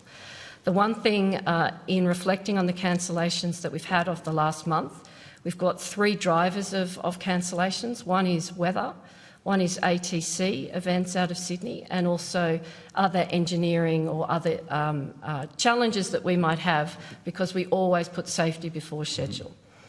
And when we're making cancellations, because we're a large network carrier and we're larger than Virgin, particularly on Sydney-Canberra, Virgin's only returned 50% of its capacity before COVID, where we're at 100%. But when we have a disruption, let's say weather, the one thing when we're making decisions to protect the customer experience as much as we can, where cancellations occur, we do look to actually cancel flights on routes where the frequency is such that minimises the impact to customers. So, for instance, if that were to occur on a turboprop route or fleet, that would mean that cancelling on Sydney-Canberra would impact a customer by 1 or 2 hours versus cancelling another regional service to, say, Wagga or Dubbo, which could be half a day or up to a day impact on the customer. Thank you. And of those 3 factors, the first 2 would be equal, surely, for Virgin as well. I'm interested, how are you 3 times higher when it comes to flight cancellations than Virgin? Well, we've got a home base in Sydney, so our network tends to be impacted more by Sydney events, and we've seen more weather and ATC events. And then the second part would be is that we're at 100% of frequency on Canberra, where Virgin is only back at 50% pre-COVID. But any cancellation... If you're cancelling 50 flights, surely that's not 100%, right? Yeah. Pardon? If you're cancelling 50 flights, what's the argument to get back to 100%? There's clearly not the demand. If you can fit those same passengers, I'm assuming, are still flying. Well, one of the really important parts. I appreciate that, Senator. One of the really important parts of the proposition that we have for our customers is frequency. That is really important to give customers the ability to travel and fly at the time that they want. And that is why we design our routes, particularly our frequency into Canberra, the way that we do. But when there is a disruption, we have to make these decisions, whether to delay or cancel a flight, to make sure that we minimise the impact to customers. Okay. Can I turn to a different issue? I note that there's been a few small airlines that have announced routes that Qantas doesn't fly. A few examples. Link Airways flew Hobart, Canberra to Hobart. The day that Link Airways flew its first service, Canberra to Hobart, you announced that Qantas would fly the same route. Fly Pelican to Ballina, you did the same. Canberra to Sunshine Coast from Alliance, you did the same. And some of them were scheduled almost the same time as these small airlines. Have you had a strategy to outmuscle small airlines on routes that you don't usually fly? All of our network decisions are made based on commercial demand that we can see. When we also come into... Ms Hudson, that... John needs to go. Excuse me, sorry, Mr Sharp, we're about an hour and a half behind. It's the chair. The day that Link Airways flew its first service... Okay, right, well, I'll come back in an hour and a half. Yeah, thanks. Thanks. So, Ms Hudson, I'm interested then if you made it based on that decision making, why, when these smaller airlines stopped, did you either stop that same route or make it seasonal? Well, absolutely not. A part of our service of the Canberra market is that we serve all major capital cities, and Hobart, from our perspective, is a major capital city. And the feedback that we get from customers particularly is that is a valued part of the service that we provide. And also, in terms of when we schedule flights, particularly into regional areas, demand flows tend to be at certain times of the day, and so we will make sure that we optimise our services around that. But also, when we enter markets particularly, and we've seen that For Orange, as an example, we have been able to grow the market because of our presence, because we are a network carrier, and we see a lot of travel on our network from regional centres through onto our international and our bigger domestic market. So we are making these decisions on a commercial basis, and we always do that. One example is So, Ms Hudson, if they're on a commercial basis, why are there 3 examples where you've followed the lead of a smaller airline that's gone out on a limb to start a service? You clearly have a lot more capacity in terms of looking at the market and potential demand. We are making these decisions based on the demand that we see. So these are 3 coincidences? Well, I'm just saying that we make these decisions on the demand that we see. We actually have seen Rex pull out of Whyalla recently, and we've maintained our services and we've maintained our pricing into Whyalla. So we see an important part of the Qantas Group is to serve regional Australia, and we're really proud to do that. Okay, thank you.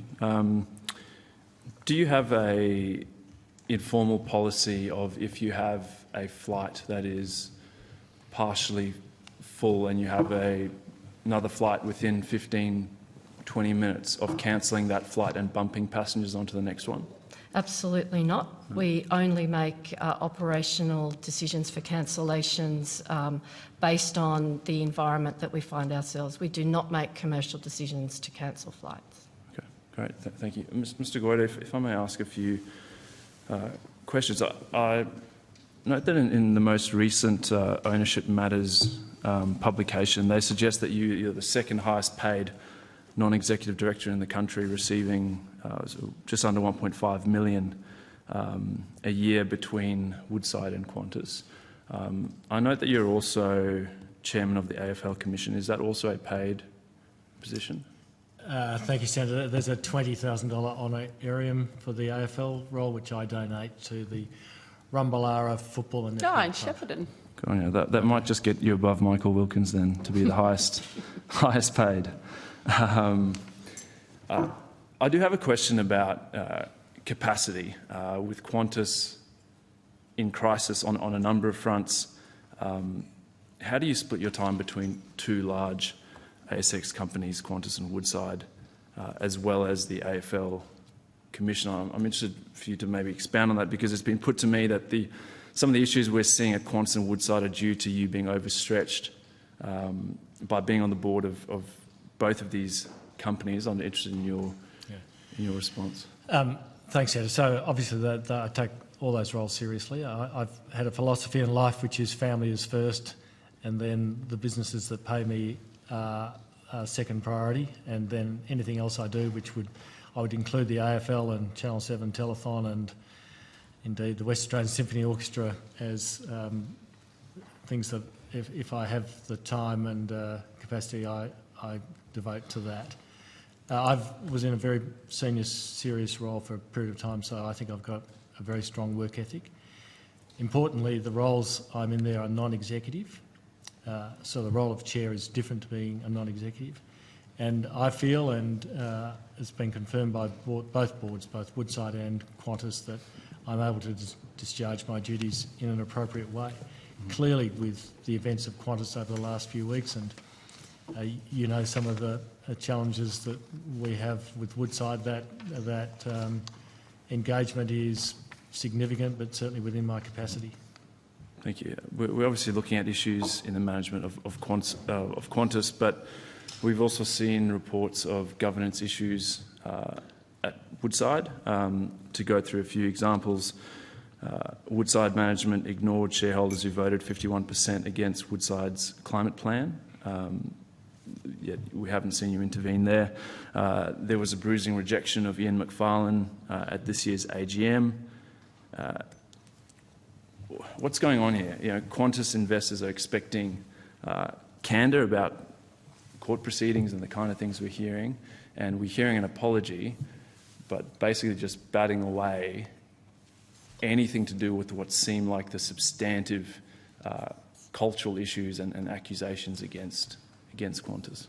So that, if I can, Senator, on Woodside, on the climate report, that was the 21 climate report, I think. We didn't do a 22 climate report because we merged with BHP Petroleum, and we told shareholders that. We also said we will do a climate report this next year, and they will have an opportunity to vote on that. So I think we're facing into the issues around that. And sorry, on Qantas, what was the point on Qantas? I guess we've just got a lot of concerns that we're not seeing the kind of leadership, and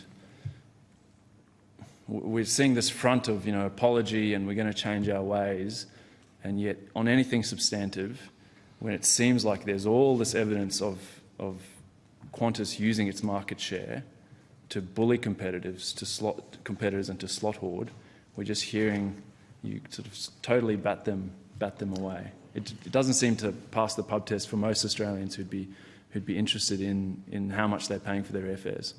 So, Senator, without diminishing any of the challenges we've got in front of us at the moment and accepting all of those, I think the most significant challenge we've had at Qantas is the existential threat we had through COVID. And I think the board and management handled that situation as well as we possibly could, the most challenging circumstance of all time. As we've come out of that, clearly, acknowledging it was also handled illegally. We've had issues and challenges, acknowledging the High Court and the Federal Court and Justice Lee's decision, absolutely acknowledging that. A major competitor went broke, went into administration, leaving $7 billion of creditors, billions of dollars of bondholders, shareholders getting nothing. We navigated through that. Our shareholders supported us. We retained the confidence of the capital markets, the debt and equity markets, and without that, we had no future. So I think the most significant challenge the Qantas board has had in my time as chair, we've actually navigated very well. Clearly, we've got issues now that we need to face into and deal with. We've got a new CEO. Vanessa is being very upfront with our customers and our people on what we need to do. We're reviewing a number of things.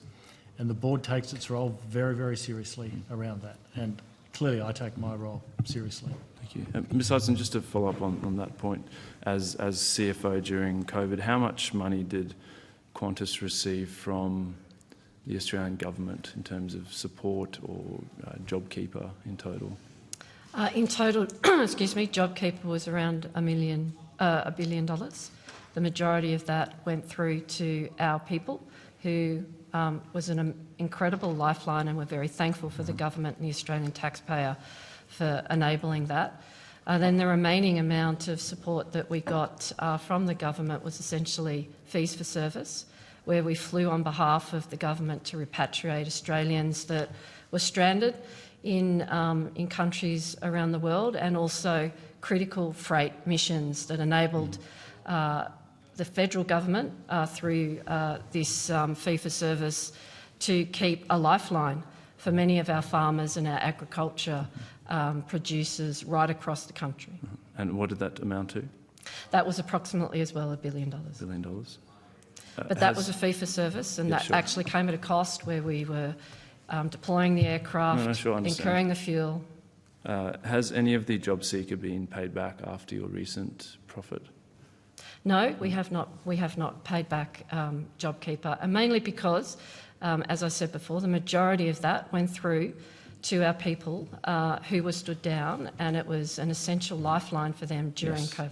There have been companies who have repaid JobKeeper after posting profits, acknowledging that the Australian taxpayers, the government, got them through a tough time. During COVID, yes, it went to employees, but we kept the company going, and that was repaid. Has that been a consideration of the executive or the board?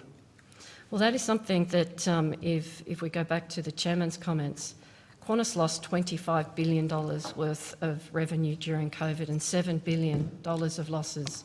We had our workforce at one stage, 22,000 was stood down. So JobKeeper was a lifeline, and unreasonable to think that that needs to be repaid by our people. Qantas was one of the worst impacted companies from the impact of COVID. We managed through. I understand. My question is: has the executive team did you have a discussion about whether or not it was the ethical or sort of the right thing to do to repay some of that, given that you've now seen these huge profits? What our focus has been on as an executive team is that it's a yes or no? We have had discussions about it, but what our focus has been as an executive team is to focus on the future. It's about focusing on the customer, on our people, and positioning for the renewal of our fleet, which is going to drive better outcomes for customer, better outcomes for our people, better outcomes for the economy, tourism, and also the communities that we serve. Okay. Finally, Mr. Goyder, there's been a lot of conjecture about Qantas leveraging relationships with government to stymie the potential Qatar increase in flights.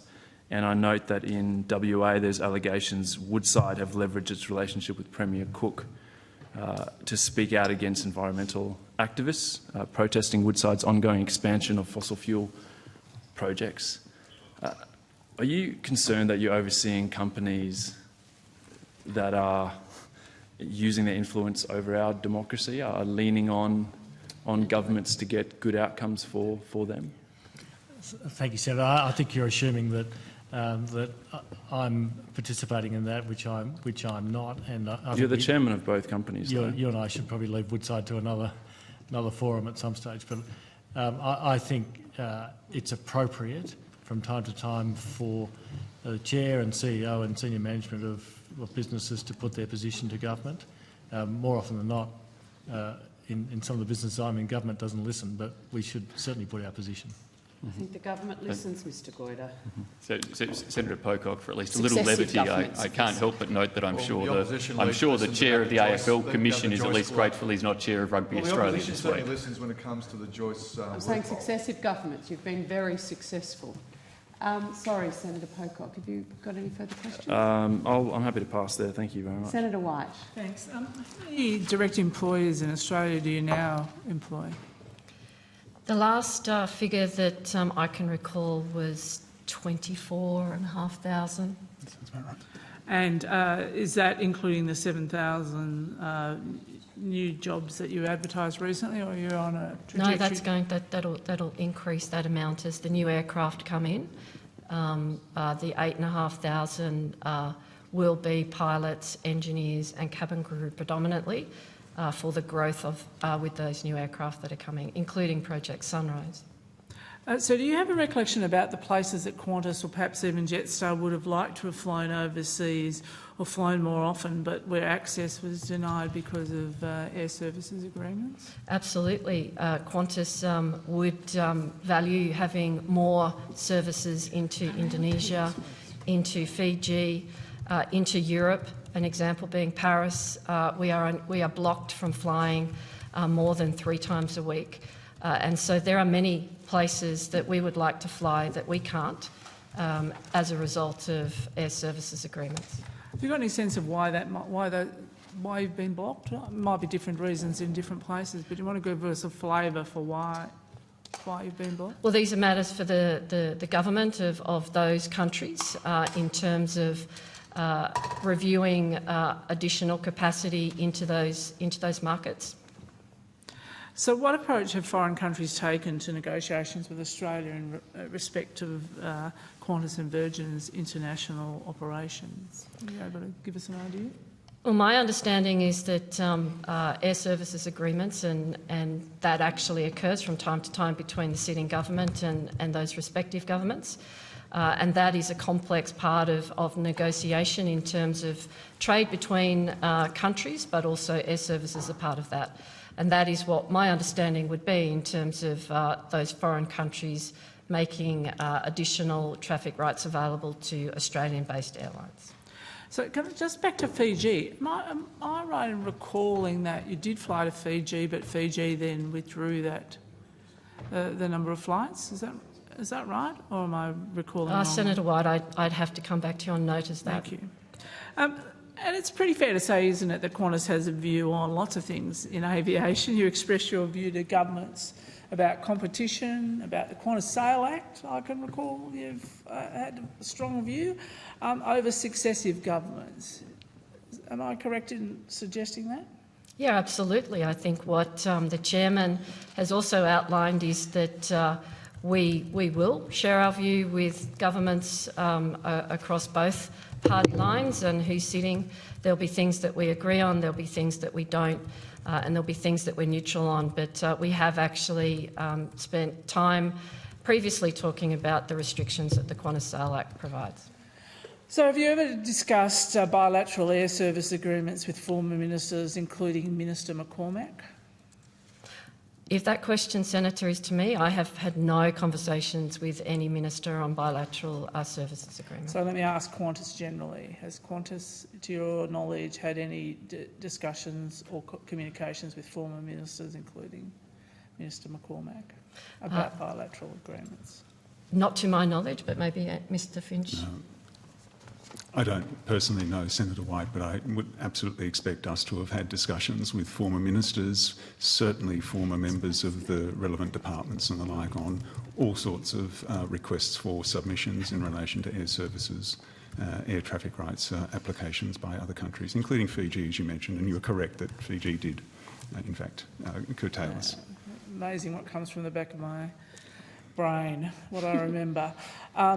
So you've had, Qantas makes a point of having access to people, don't you? You want to go and lobby, and because you have a strong view about what you want to achieve. Well, we think that it absolutely is an important part of any corporation's relations with government, putting our position forward. We think it's in the best interest of the organisation. We think that that is in the best interest of also our shareholders. And you court Prime Ministers, don't you? I think I can recall Prime Minister Scott Morrison sitting in a pilot seat at one stage with cameras on the flight deck, sort of pretending to be a pilot, didn't he? So it's not...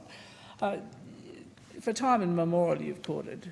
Oh, absolutely. As the national carrier, we think it's important that we have relationships with all levels of the government and also both parties. And it's not an unusual allegation for transport ministers to suddenly be called ministers for Qantas, is it? I recall John Anderson being called minister for Qantas when Ansett collapsed, didn't he? So this is what people say. Everybody says you're very close to government, and ministers are looking after your interests. Is that right? Whether it's true or not. I think that your memory, Senator, is very on the money in terms of that history. I will rely on your memory more than mine. I've got a poster that has it on it, so there you go. Can I just ask you about last week's mea culpa about you said that you were going to invest in call centres. Are they going to be internally run call centres, or are you talking outsourced call centres? I'm looking at investigating how we can bring back some of our resources onshore. Yeah, I get that, but in-house or outsourced? I haven't made the decision on that, Senator, but it will definitely be part of consideration. Sure. And just in relation to the High Court case that Senator Sheldon talked about, did Qantas have internal advice that contradicted the view that you should pursue this, the outsourcing of employees, the ground handling employees? But you ignore. Yeah, I'll get Mr Finch to answer that. There were a number of views in the management team about the merits of the decision at the time, whether you describe that as advice or different views, but the circumstances, as the chairman outlined earlier at the time, meant that cost savings had to be found across the business very quickly, and that drove those commercial imperatives that the chairman referred to, drove the decision in ground handling and across the business. In fact, over $1 billion worth of initiatives at the time. And contrary to that advice, so there was varying advice, some of advice which was that you shouldn't sack these ground handling staff. Didn't you make the decision to pursue this litigation because you knew that those employees would be unlikely to be reinstated and you'd win in the end? You'd pay money in the end, but you'd win because you wouldn't get them in-house? That was not the motivation for the decision at all. It was the three commercial imperatives that the chairman referred to earlier. Contrary to, well, it's contrary to the High Court's comments, but sorry. Yeah, well, I'm just interested in your perspective of it. Mr. Goyder, you said that a couple of weeks ago you consulted major shareholders about you continuing as chairman. Are you able to share with us who those major shareholders are? As I said, I can give you the list of them, but I don't want to go to sort of private conversations with shareholders. Well, everybody else has given private conversations around here. Mr. Goyder, if you need. No, I'm happy if you give us a list, a confidential list of who those are. If you look at Qantas's top 20 shareholders, it'd be about 14 of those top 20 shareholders. Okay, thank you. And I think just one other question about aviation. Is it fair to say it's an inherently difficult and risky business? I think you could say it is inherently a very complex business. We do manage a lot of risk. I think Qantas is a world leader in safety and aviation safety, and that is something that we are absolutely focused on. We operate in a very competitive environment, particularly a very competitive environment in Australia, and we are also exposed to macro factors and global geopolitical factors that also make it a very complex business. So I would say that it's more complex and dynamic, but that actually is what drives us in Qantas, because it is the focus of everyone to succeed through that. And we've heard evidence, people have described, other people have described Qantas as a very tough competitor, take no prisoners. Aggressive. Is that how you see that? Is that how you see Qantas's attitude to how you deal with? Well, we welcome competition, but we also welcome competition. Is that in your submission, that you welcome Qatar Airways? Well, we welcome competition, and Australia is a highly competitive market, and we are very focused on delivering for our customers and also delivering for our people, which we believe actually makes us a very strong competitor. Sure, but you are tough on everyone, aren't you? You're tough on consumers, you're tough on your staff, and you're tough on. Tough on staff, tough on consumers, and pretty much tough on anybody you deal with, aren't you? That's really the way you play it, and always have, and probably always will. Well, I disagree with that, Senator.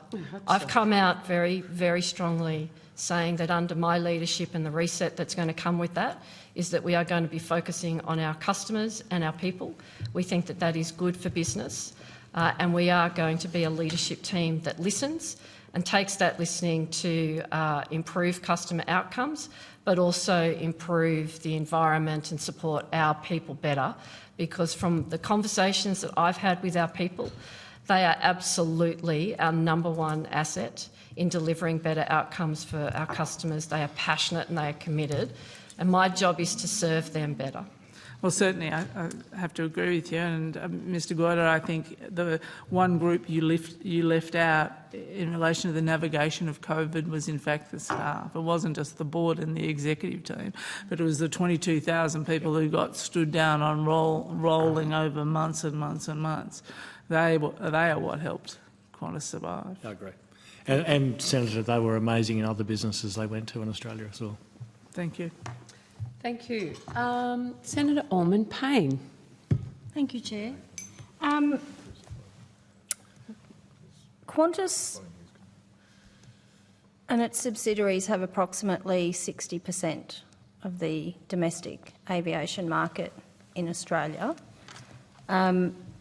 Virgin is next behind you at approximately 30%, and then we have some smaller players. Given that Qantas has double the market share of its nearest competitor, I'm interested in your statement, Ms Hudson, that it's a highly competitive market. Is it not the case that whilst it might be competitive, Qantas is far and away the dominant firm in this market? I think that it's really important that we break down the different markets that we compete in that make up that 60%. Firstly, we actually have Qantas that delivers the premium service in the country in terms of our network and our frequency and our lounges. Mate, can I just stop you there, though? Yeah. But I'm talking about the Qantas Group. So it is the case, isn't it, that Qantas Group has 60% of the domestic market, which is double your nearest competitor. And my question to you is it not the case then that Qantas is the dominant firm in this particular market? Yes, we have 60% of the market, but if you can indulge me, I think it is important that we talk about the markets that we serve. So we have the premium part of the market. We are actually one of the only and the largest regional providers in terms of serving regional communities in Australia. We think that that is incredibly important part of the role that we play. Sorry, I'm going to stop you there. I appreciate that you service all of these different markets. I get it. I live in a regional market. However, my question isn't what markets do you serve. My question is it not the case, it's a very simple question, that Qantas, having 60% of that market, with your nearest competitor having 30%, that it is the case, it's the fact that Qantas is the dominant firm in that market? Well, look, I recognise and I agree with you that we have 60% of the market, but we actually have a unique spread of businesses and airlines that service different parts of the market. Which you would expect if you had 60% of it, would you not? That's it, yeah. Okay. That being the case then, I'm interested in your response. Earlier we heard evidence from Professor Alan Fels, and I put the question to Professor Fels that given that Qantas has this 60% of the market share, has it used that to leverage excessive profits or price gouge, and have they received favourable outcomes from governments? And his response was that Qantas has abused its lobbying power, and I'm paraphrasing here, as the sector's dominant firm, and that governments protected Qantas by ensuring that the market is not too competitive, which I think the Qatar decision is an example of that. What would you say to Professor Fels in terms of his comments? Well, I would actually say if we look at the markets, and coming back to the markets that we serve, Jetstar provides the low end and the low cost market in Australia. We are going to deliver this year, in the 12 months to Christmas, 10 million fares under $100. And we serve an incredibly important part where that investment that the Qantas Group has made in Jetstar has democratised travel for Australians that previously couldn't. But the evidence that we've heard from both Professor Fels and Professor Sims is that the way that our market is structured gives Qantas an advantage as the dominant firm in that market, and that it actually discourages competition. So how can it be that we have two eminent experts telling us that, and yet and we're hearing that from other airlines as well, and yet Qantas somehow has this completely different view? Well, customers have a choice, and Sorry, I'm going to stop you there. Yeah. I live in Gladstone. I have one choice. Fly to Brisbane. Doesn't matter where I want to go in the country or the state, I have to fly to Brisbane before I can fly anywhere else. Until recently, when Bonza started flying directly to Melbourne. So this argument that customers have choice is not true. Customers only have the choice of the airfares and the services that are put before them. Is that not correct? But I also think that the example that you demonstrate is increasing competition in the domestic market. Bonza coming into the market post-COVID is the fastest growing entrant that the Australian market has seen. But we've also heard from Bonza that they have real problems in expanding because of the lack of access to slots in Sydney Airport. And then we've also heard earlier evidence today that the people who decide who the slots are given to at Sydney Airport are Qantas and Virgin. How can that be an effective running of this market to improve competition? My understanding is that Bonza hasn't applied for slots in Sydney Airport. Brisbane Airport told them there'd be no point. Sydney Airport. Oh, sorry, Sydney Airport. You're right. But Rex applied for 108 slots last season. Sorry, I'm going and to got go back to my 108. question. Why wouldn't Bonza try? Mr Finch. All right, I might move on to my next question because I think I've made my point. I also asked Professor Fells whether he thought that the fact that the ex-CEO of Qantas pocketing 300 times the salary of your cabin crew and ground staff in his last year was typical of executor worker salary ratios, and he said that it seemed very disproportionate. You've gone to great lengths, Ms Hudson, several times in your evidence this afternoon talking about how the people at Qantas, and I quote, are the absolute asset of our organisation. You've repeated that phrase a number of times.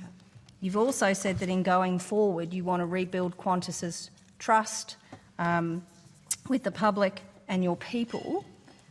Is it part of your strategy going forward to address the huge ratio between executive pay and the people who you say are the asset of your organisation? So what I would say to that is that in talking to our people, they are incredibly committed and I value them enormously. And in my experience, we show people we value them by how much we pay them. And Qantas Airlines particularly has the highest paid workers in aviation. Can I just stop you there? Is it the case, the statistic that I have is that the average cabin crew salary is around the $49,000, $50,000 mark, is that correct?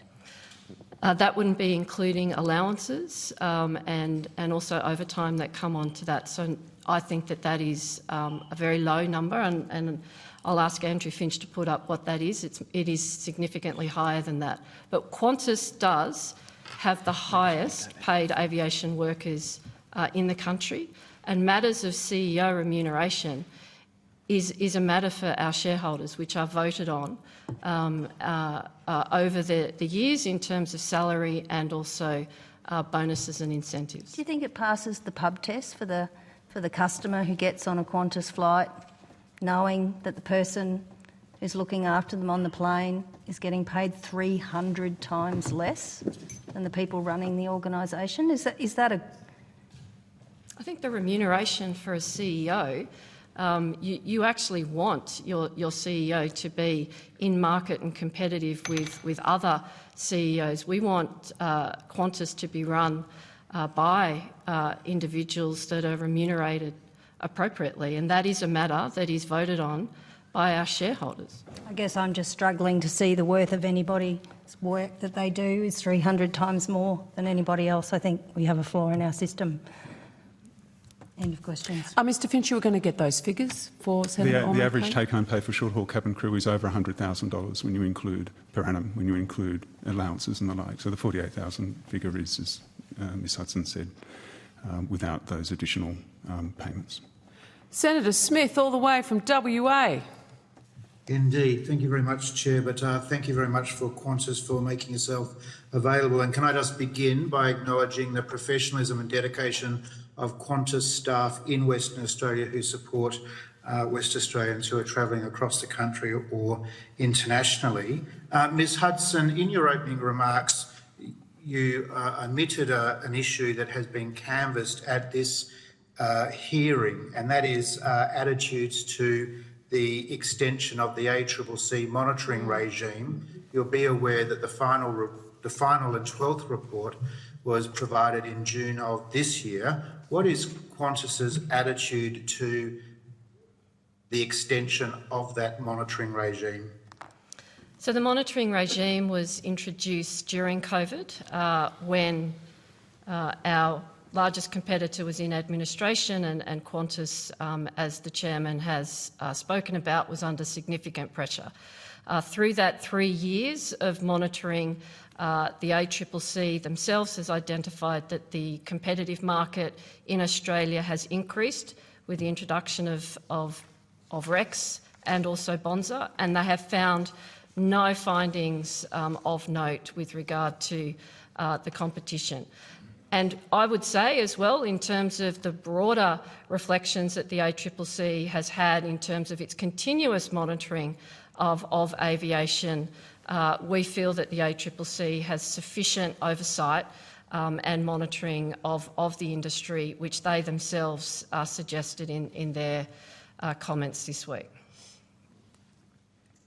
That is a yes or a no for an extension of the ACCC monitoring regime? We don't think it's necessary in the current context, given the ACCC's ongoing monitoring of the industry and the recent work and collaboration. That is, Ms Hudson, that is an annual monitoring regime. That is not a quarterly monitoring regime. And the final statement in that final report by the ACCC was the ACCC saying itself that it thought that additional transparency and monitoring would be beneficial to the aviation airline industry in Australia while it continued to come out of the COVID experience. So you disagree with that view? We support and collaborate with the ACCC on many years of investigation and review, and we will continue to do that going forward. But you don't, to be clear, you don't support the extension of the ACCC monitoring regime. In evidence today, Virgin said they did. In evidence to this inquiry previously, the airports have said they do. So does Qantas stand alone in not supporting an extension of the ACCC monitoring regime? So we don't support a continuation of that review because the findings were not significant, and that we also comply continuously with the ACCC, and we collaborate with them continuously in the monitoring powers that they have in an existing way. Is that a view you have put to the government? Good question. I have not had a conversation with the government in my capacity. Is that a view that Qantas has put to Mr Chalmers, the Treasurer, the Competition Minister, Mr Lee, or to the ACCC? We were asked by the government whether we supported the continuation of the monitoring regime, Senator, and we said that we did not. When were you asked? At the time, the government, I believe, was considering whether to extend it. The date? I'll have to take that on notice, Senator. And who in the government asked you for your view? Beg your pardon? Who in the government asked you for the Department of Infrastructure. It was the department itself that asked. The ACCC didn't ask your view? No, the ACCC did not ask for our view. Did the ACCC know your view? I think they may have had a good guess. Thank you very much.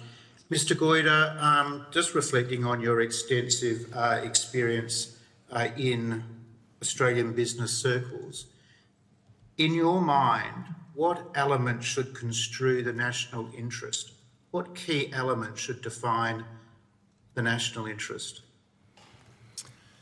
Help me a bit more on that, Senator. Oh, that's what we could get out of the Minister. Should competition issues and consumer benefits be an element of consideration? What level should human rights considerations be given? Well, Senator, thank you for that. It's obviously a broad-ranging question. The national interest is best served by a competitive environment for businesses to undertake business and take risks. Clearly, you want an environment that discourages the sort of behaviour you just referred to. In terms of the balance between consumers, I think we have a pretty good regime around that in Australia at the moment. And through the ACCC, we have strong compliance measures for businesses that don't deal with consumers the way they should, and indeed suppliers and the like. But in my view, the national interest is best served by ensuring we've got a competitive economy, a competitive global economy, with appropriate guardrails for some of the policies, obviously, that this parliament puts in place, and there are many. Should the competition interests allow for the entrance of new players or existing players given expanded opportunities? Well, thanks, Senator. If you're talking about aviation or any business, I mean, there are businesses in Australia where there are consolidated market shares, and entrance and the entry to those businesses often can be challenged because of the capital requirements. I think aviation, if I understand the expansion of Bonza, that they've been able to expand more rapidly, have approvals more rapidly, overseas ownership than any airline previously in this country. Virgin came out of administration owned by Bain. I had a look today. Bain's obviously is offshore owned, but has $175 billion under management. So I think Virgin has an owner with significant capital as well. But clearly it's not easy to set up an airline, just as it's not easy to set up an iron ore manufacturing company or an LNG producer in this country at the moment because of the significant amounts of capital that are involved and risk that's involved in doing that. Ms Hudson, what further competition reforms would Qantas support in the Australian aviation sector? We recognise that we operate in a market, as the Chairman just said, that enables a competitor to set up and be foreign-owned in Australia. We could not do that in any other country around the world. So we think that we have got one of the most open domestic markets that there is globally, and also that we recognise that we also have a very competitive international market. So we as I said before, we welcome competition. It makes us stronger. And matters for traffic rights has been the subject of this inquiry is for the government. It's not for Qantas, but we're very focused on the way we compete, and the way we do that is focusing on our customers. It's focusing on connecting with our people and making sure that we are a fit and healthy business to compete in the markets that we serve. And a key part of that for us is renewing our fleet. And that is an incredibly important part of the next number of years, over a decade, that we will renew our domestic fleet, narrow-body fleet, and also our international fleet as well. In the ACCC's final monitoring report, it suggested relaxation of some air cabotage restrictions in Australia. Is that a policy view that Qantas supports? No, we don't support cabotage. We have maintained this position, as have many others who have appeared before this Senate committee. We think cabotage, and if we look around other markets that have large domestic aviation markets like Canada, US, China, none of those markets support cabotage either. We think it could distort the market. We think that that would result in importing foreign labour rates into the domestic market. We think that there is significant implications to consider that, including impacting route dynamics, impacting job losses, impacting growth, compromising investment. And we don't think that that is in the best interest of a healthy Australian aviation market. I don't think anyone is advocating for the wholesale removal of cabotage restrictions, but in earlier evidence, Professor Sims did suggest that there could be some possible benefit to Australian consumers if the issue was addressed on a route-by-route basis. You would disagree with that also? We do disagree with that, Senator. If I could just put my parochial West Australian hat on for a moment, can you give us an update on the possibility of Qantas providing Perth to India routes? So we are currently working with Perth Airport to come to a commercial arrangement We have had very constructive negotiations with Perth, and where we see our Western hub with our new aircraft that is coming, we could possibly see Perth, India, with the new aircraft that are coming, particularly the XLRs that are coming, would be able to serve India. We could serve as well Perth into Asia. We could serve Perth into more points in Europe and also South Africa. And to do that, we need to unlock the commercial arrangements with Perth that we are working very hard to do. Can you give the Indian diaspora in Western Australia any sense of a time frame on when Qantas might be able to fly to India from Perth? We need the new aircraft, Senator, to be available. The XLRs, the first aircraft we get is at the end of 2025, and those aircraft will be coming into the Qantas fleet over at least a decade. I'm not saying that that is the time frame for India, but we are absolutely focused on renewing our fleet, and the aircraft that have that range are the XLR, and so we need a sufficient number of aircraft in the fleet to be able to do that. So just, I know I'll get asked this question, but you do fly from Melbourne and Sydney yes, to Delhi and Bangalore. Correct. Just help me understand why sort of aircraft issues are an important denominator or important consideration when thinking Perth, India. It's the size of the market, Senator. Yes. The aircraft that we have that can do it right now are the 787 aircraft and the 330s, and they are too large for the market in Perth to serve India direct. Thank you, I accept that point. Just finally then, to where we began, is there anything that would change Qantas's position on not agreeing to an extension of the ACCC monitoring regime? Mr Goyder, is that something that you might be interested in pursuing with Ms Hudson after the hearing? Because the ACCC, to be clear, sir, the ACCC monitoring report makes it very, very clear in its final sentence, in its final paragraph, what is, I interpret as a wish almost, a welcoming gesture from the ACCC to continue that monitoring regime, which has been of tremendous benefit to policymakers like ourselves, to community awareness, to deepening an understanding of aviation issues and, without putting too fine a point on it, consumer dissatisfaction. So, Senator, thank you, and I appreciate the tone in which you made that question. I will take that on notice with Ms Hudson and come back to you. Clearly, if that regime was to continue, then we would want it to include airports and the complete aviation sector to ensure that it was the appropriate monitoring. Yep. I think we're talking about frequency of monitoring while we're in this, while we continue to be in this phase of coming out of the COVID experience. So anyway, I'll leave it at that. Thank you very much for your time again. Thank you, Senator McKenzie. No, thank you, Senator Smith. When in January 23 did Qantas learn that Minister King was about to approve the Qatar Airways application?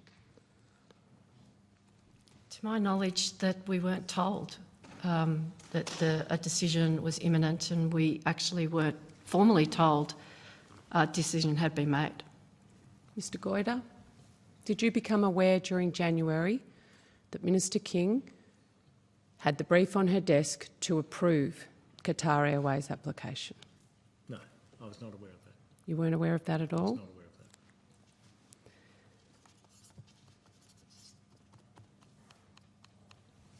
Is it because Mr Joyce was aware that that decision was about to be made? I've no idea whether Mr Joyce was aware of that or not. Neither do I. It seems no one at Qantas, despite your very muscular advocacy, and we've got a former Transport Minister about to appear before us in the form of John Sharp. Senator White spoke about the behaviour of Qantas has been consistent over time, irrespective of who's in government, and yet on this decision, this committee is expected to believe that no one in Qantas spoke to anyone in the government about the Qatar Airways application subsequent to the October 22 submission. That's the evidence of Qantas to this committee, which flies in the face of every other time this type of decision has been before a government of both colours previously. Is that your evidence, that no one from Qantas spoke to the Prime Minister or the Minister for Transport about increasing flights from Qatar Airways? Senator, based on the time that I have been CEO, as I said before, I inquired to... I know. I don't want you to revisit. It's late. We do not want to revisit evidence that's already on the Hansard. If you have something new to add, Ms Hudson, I don't have something I'm giving you the opportunity. Mr Goyder, this would have to be the first time that Qantas in decades has not had a formal or informal conversation with a Prime Minister or a Transport Minister about decisions before them, their government, that would impact Qantas's market share. Well, all I can say, Senator, is I certainly did not have any conversations with the Prime Minister. Did Qantas? I haven't met. I can only go on what Ms Hudson just said. Can you check with the former CEO, Mr Goyder? I think that's a matter between he and this committee. Well, you stand by him. You're very clear in your earlier evidence this afternoon. I'm sure he'd take your call. He may not at the moment, but... I'm going to ask Qantas to not just ask Mr McGuinness, but ask the organisation, because it is passing strange. Senator White is bang on when she says this is... What did you say Deputy Prime Minister Anderson was, the Minister for Qantas? But isn't it curious that the one Transport Minister in the last 2 decades that isn't the Minister for Qantas is Minister King, despite continually making decisions that protect Qantas's market share, because it's not just the Qatar Airways. It is ruling out the ACCC monitoring service. It is excluding aviation from their competition review until they were forced to backflip. Mr Goyder, did you discuss with the Treasurer or the Prime Minister the competition review? No, I didn't, Senator. Okay, I look forward to your answers on questions on notice. Now, my office has been flooded, as I'm sure other offices have been, with everyday Australians appalled at the devaluing of their frequent flyer programs. David has said to me over 2 million Qantas frequent flyer points wanted to use in our retirement, and they've now just found that going from Sydney to London would require 1.4 million apiece, which is over 3.1 million. Is Qantas deliberately devaluing customers' frequent flyer points to increase your profits? Not at all, Senator. Well, I think David disagrees.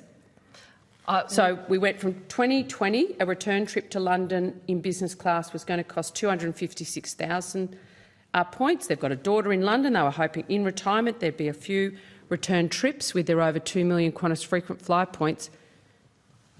But they find out 3 years later that the same trip between Sydney and London would be 3.1 million points. How can you say you haven't devalued frequent flyer points? So, a few points that I would like to make. First of all, classic redemptions. The points have remained unchanged since 2019. And in the context of the current environment, classic redemptions, given that, are much more valuable. We have classic redemption seats available, system range, 5 million seats are available for customers today.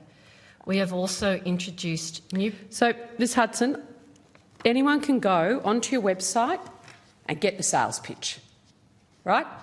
Anyone watching at home, you want to find out, go to the website, find it out.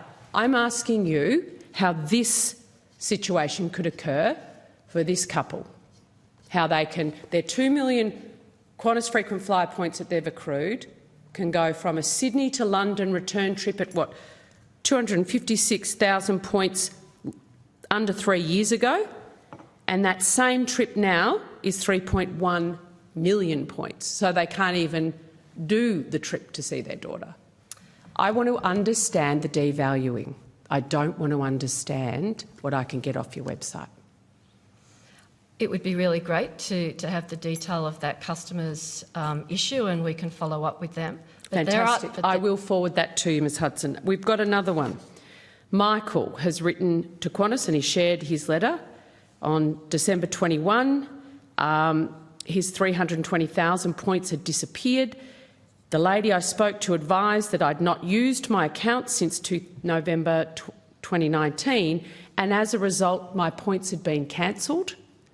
I've not done any travelling because it was COVID, and we hadn't received any advice that our points were at risk. How does treatment like the cancellation of hard-earned frequent flyer points, people make decisions about where they're going to shop based on accruing frequent flyer points. So it's like a tax, if you like, the Qantas tax that Australian public, they'll go to Woolies versus Coles, etc., to accrue these points. Accord with your policy of treating people with respect and, you know, acting with honesty and integrity. How is that an instance of fact, that if you didn't use your points for a certain amount of time, they were cancelled? There is parts of the terms and conditions of loyalty that there is a period of time that you need to use. But if you buy $1 on a credit card, that actually enables those points to continue. But as you say, Senator, we are very focused on engaging our members, and we would love you share with us that complaint, because we are focused on listening to our customers, and we would very much like to follow up with that customer in particular. Okay, so it's Michael. I'll give you his details offline. He said someone would contact him. No one did. They'd appreciate a response. So I will forward all of those issues to you, and if you could keep in contact with this committee, probably, with how you've dealt with those issues. Absolutely. We had Turkish Airlines before us, was it yesterday in Brisbane, seeking additional flights under the Bilateral Air Services Agreement. Can Qantas advise whether you support or oppose Turkish Airlines being granted the fifth freedom of the air by Australia, which would allow Turkish Airlines to sell tickets from Melbourne or Sydney into Singapore and then on to Istanbul under their own aircraft and brand? I go back to the original position on this, is that is a matter for the government to approve. No, but you will be asked, and I hope you're asked if the government's up for consulting, your opinion. So I'm not asking for the government's decision. That you're right, that is the Minister King's decision. It is a decision of government. I'm asking you what Qantas's position is. You are here to provide this committee with responses as to Qantas's position. I don't expect you to be able to second-guess Ms King, particularly as you never speak to her, about these matters. Well, if we are asked, we will follow the process, which is... I'm asking you, do you support Turkish Airlines getting the fifth freedom by air? If we are asked, Senator, we will provide our response to the government. I'm asking and we expect that response is in confidence. I'm asking you if you support that. I'm not asking you which footy team you support.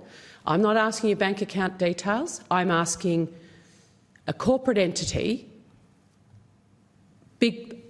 most complained about entity, that I hope will restore its reputation over time and continue to be a profitable entity providing service in the future. The Senate is asking you to answer the question. Well, and Senator, with respect, it is a decision for the government. No one's asking you to make the decision, Ms Hudson. We all know whose decision it is. You're not talking to people that don't understand how this works.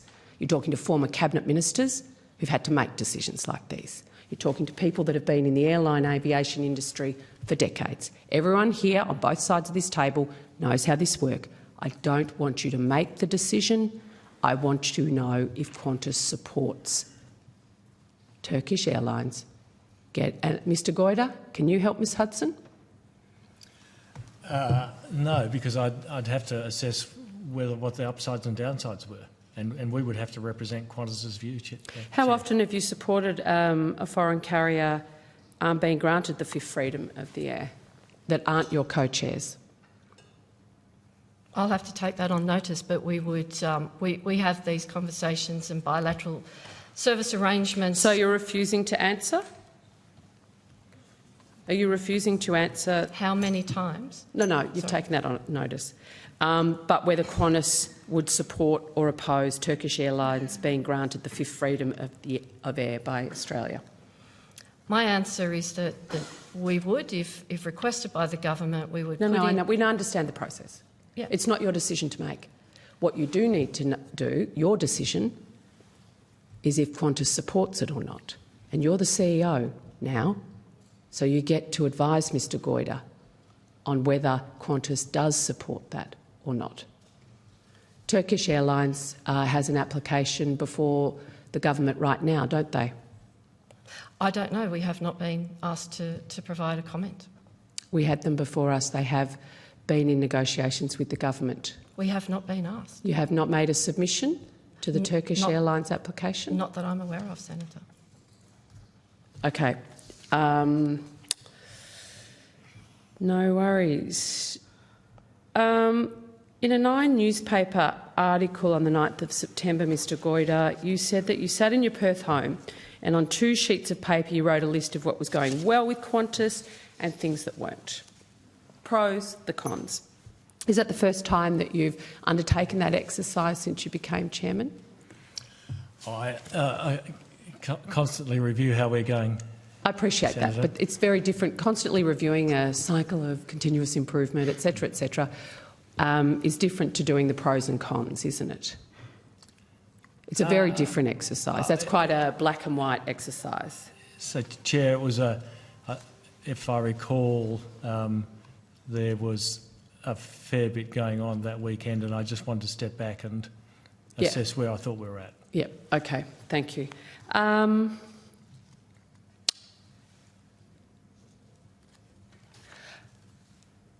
Does Qantas support, given that we're still talking about this issue this many weeks later, does Qantas support the government providing more clarity and transparency about the reasons they make decisions when they do? We've had evidence from experts around from all sides that clarity and transparency in the reasoning for government decisions would assist all parties to understand those who are responsible for making the decision, Ms Hudson, the things they took into consideration in making that and the reasons, the justifiable reasons for taking those decisions. Yes, we support transparency. Would you support, in these types of decisions, governments providing a context more than in the national interest or the 9 different reasons, the rationale, if we like, when we were talking earlier, the rationale for their decision?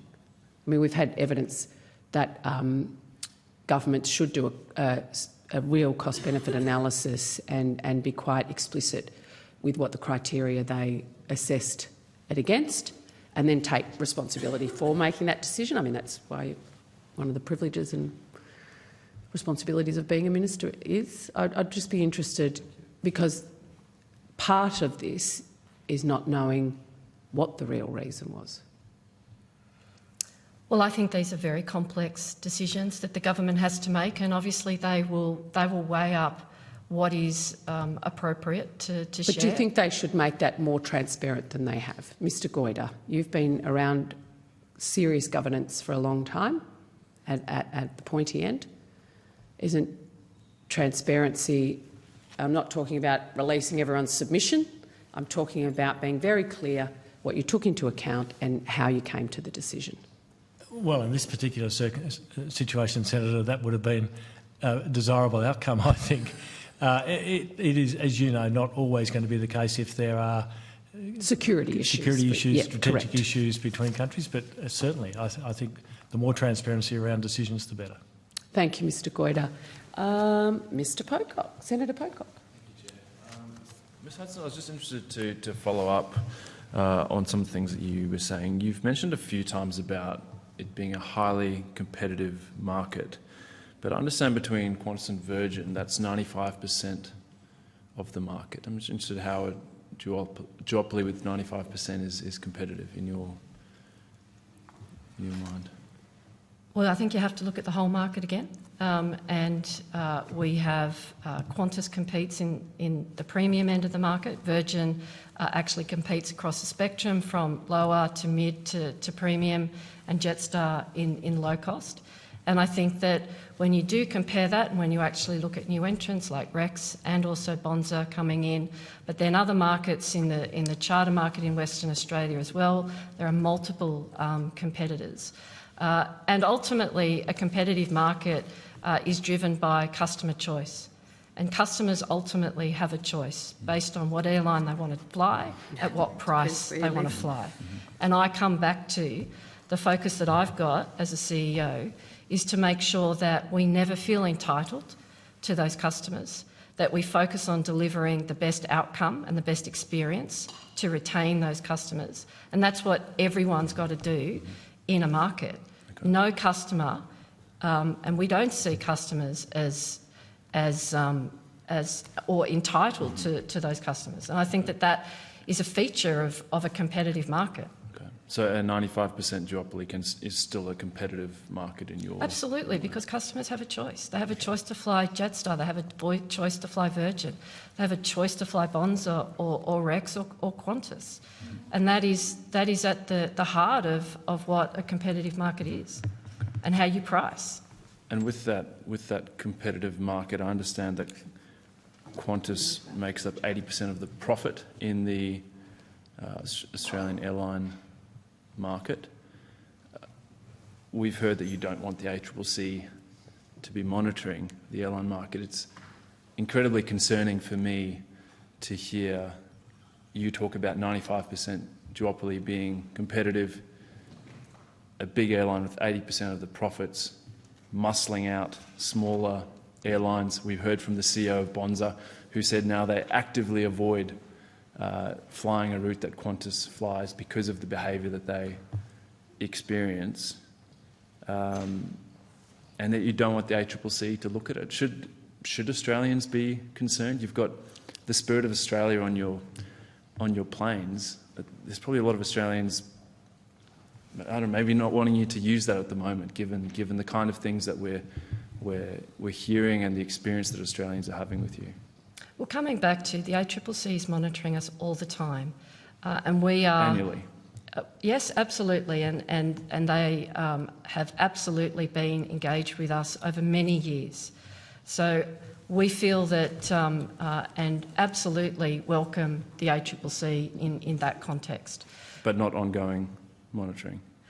I think the monitoring that I was talking about in terms of that is that it didn't identify any issues. And the ACCC's powers that they have already give them enormous reach to review aviation. They're constrained. The way that my understanding is the way that they work is that they are constrained by their budget, and so by making the airline industry part of their remit in an ongoing way, that would potentially unlock funds for them to properly look at this incredible, one of the most concentrated industries. Sure, in your mind, very competitive, but still, for Australians who hear 95% duopoly, Qantas walking away with 80% of profits, CEO of Qantas doesn't want the ACCC to be monitoring the airline industry. Surely, if there's nothing to hide, why are you concerned about scrutiny? We're not concerned about scrutiny. Then why don't you want ongoing monitoring from the ACCC? Because our perspective, and I think the chairman as well mentioned it, is that the ACCC has significant oversight on us. So what's it to you if there's more monitoring? Because I think the monitoring as well has to be efficient and it has to be effective. But it's not coming out of your budget. This is taxpayer money that is through a body set up to ensure that Australians are getting a good deal. What we've seen is Australians aren't getting a good deal. And yet you're saying everything's fine, there's enough oversight, but please don't monitor us more frequently than the annual ACCC monitoring. I'm sorry, it's just like if you sit back and I'm someone out there who flies occasionally to go see my mum and dad, and I'm paying through the nose, and I've got a new CEO of Qantas saying, okay, we're turning over a new leaf, I'm really sorry, but please don't monitor us.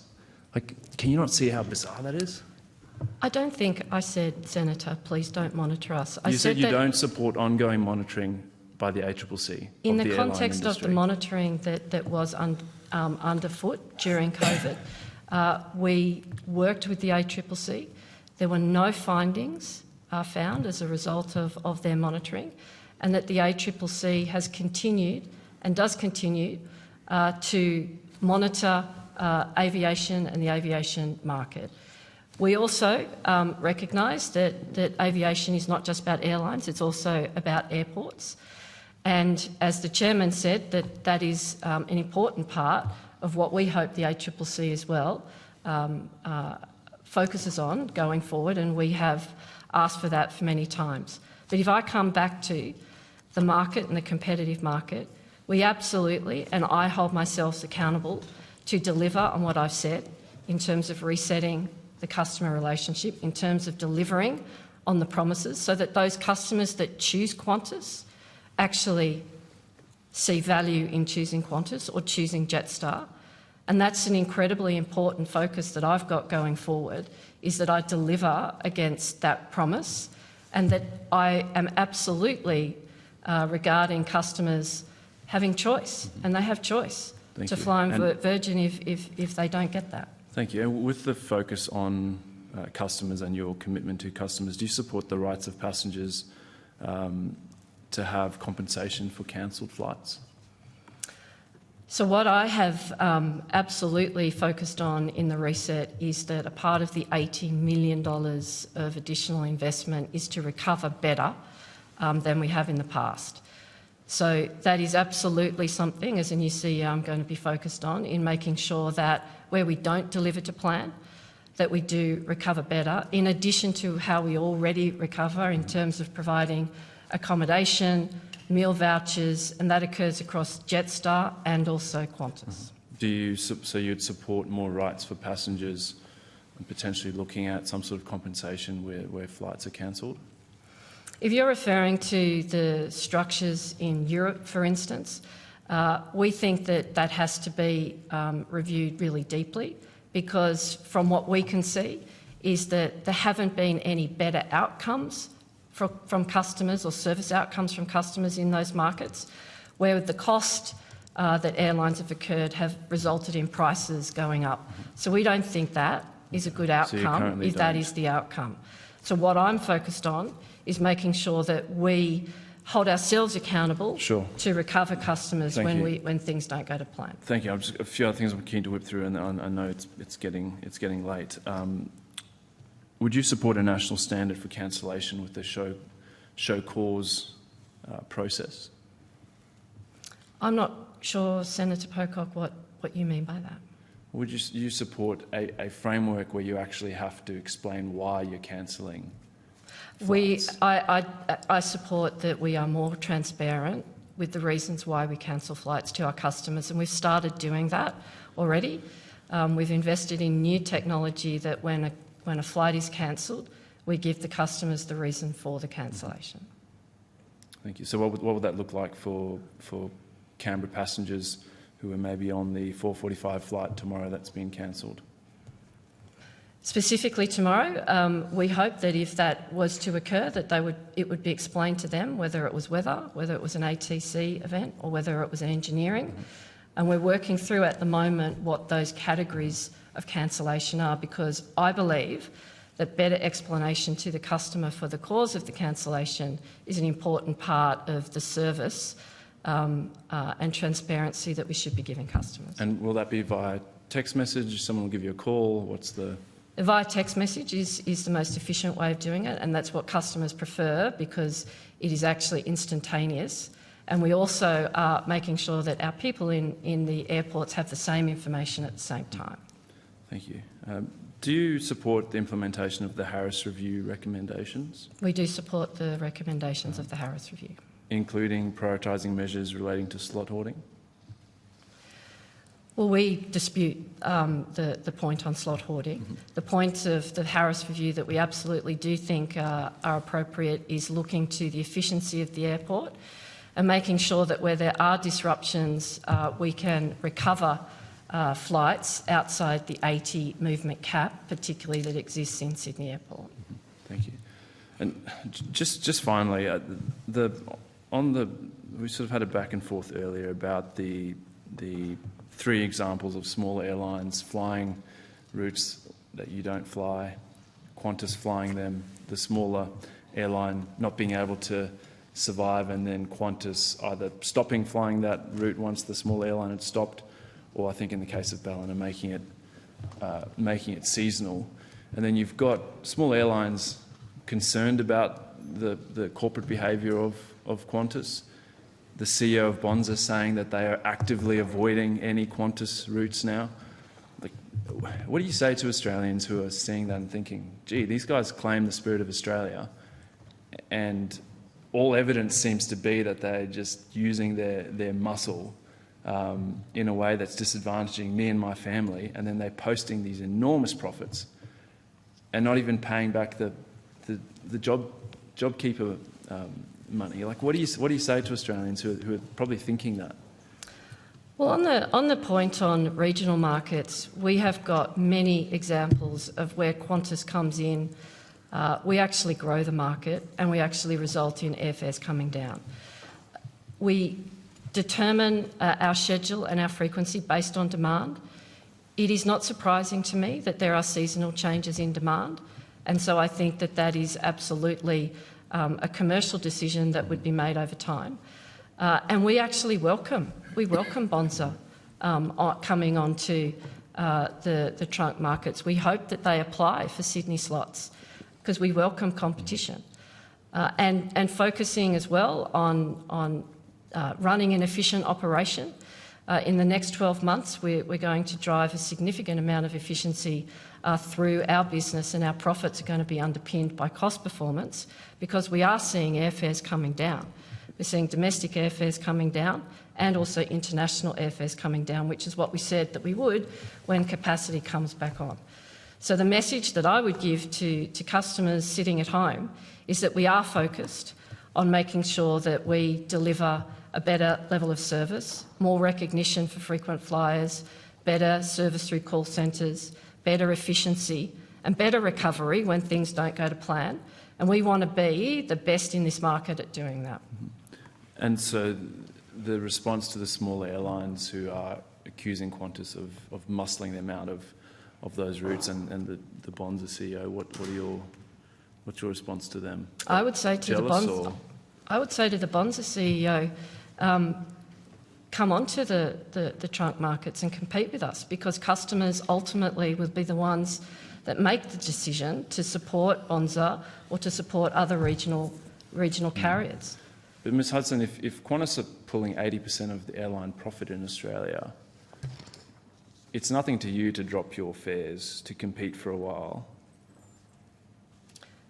Well, the fares... You don't do that? Pardon? No, we do not do that. We absolutely make commercial decisions in terms of the network, frequency deployment and also fares. Okay. So you're, just finally, in terms of like your decision-making as an executive, it's always just commercial decisions. You're never looking at competition and saying, what can we do to potentially undermine them and keep our market share? Absolutely Never. not. Okay, that's interesting. And that is what the ACCC monitoring particularly focused on, and found no signs or indication of anything that was abnormal. But to be clear, it's that ACCC monitoring that you don't support continuing? I think that the point that I made before was that the ACCC monitoring identified no issues, and the ACCC monitors us as oversight on a continuous basis. And indeed, Senator Pocock, you had Mr Sims in here not so long ago. He received a similar complaint to the ones you're talking about from Rex, who you'll hear from shortly. In 2021, the ACCC investigated, as it does on a regular basis, those complaints over a year and found, in fact, no evidence at all of that predatory behaviour that you're referring to. Sure.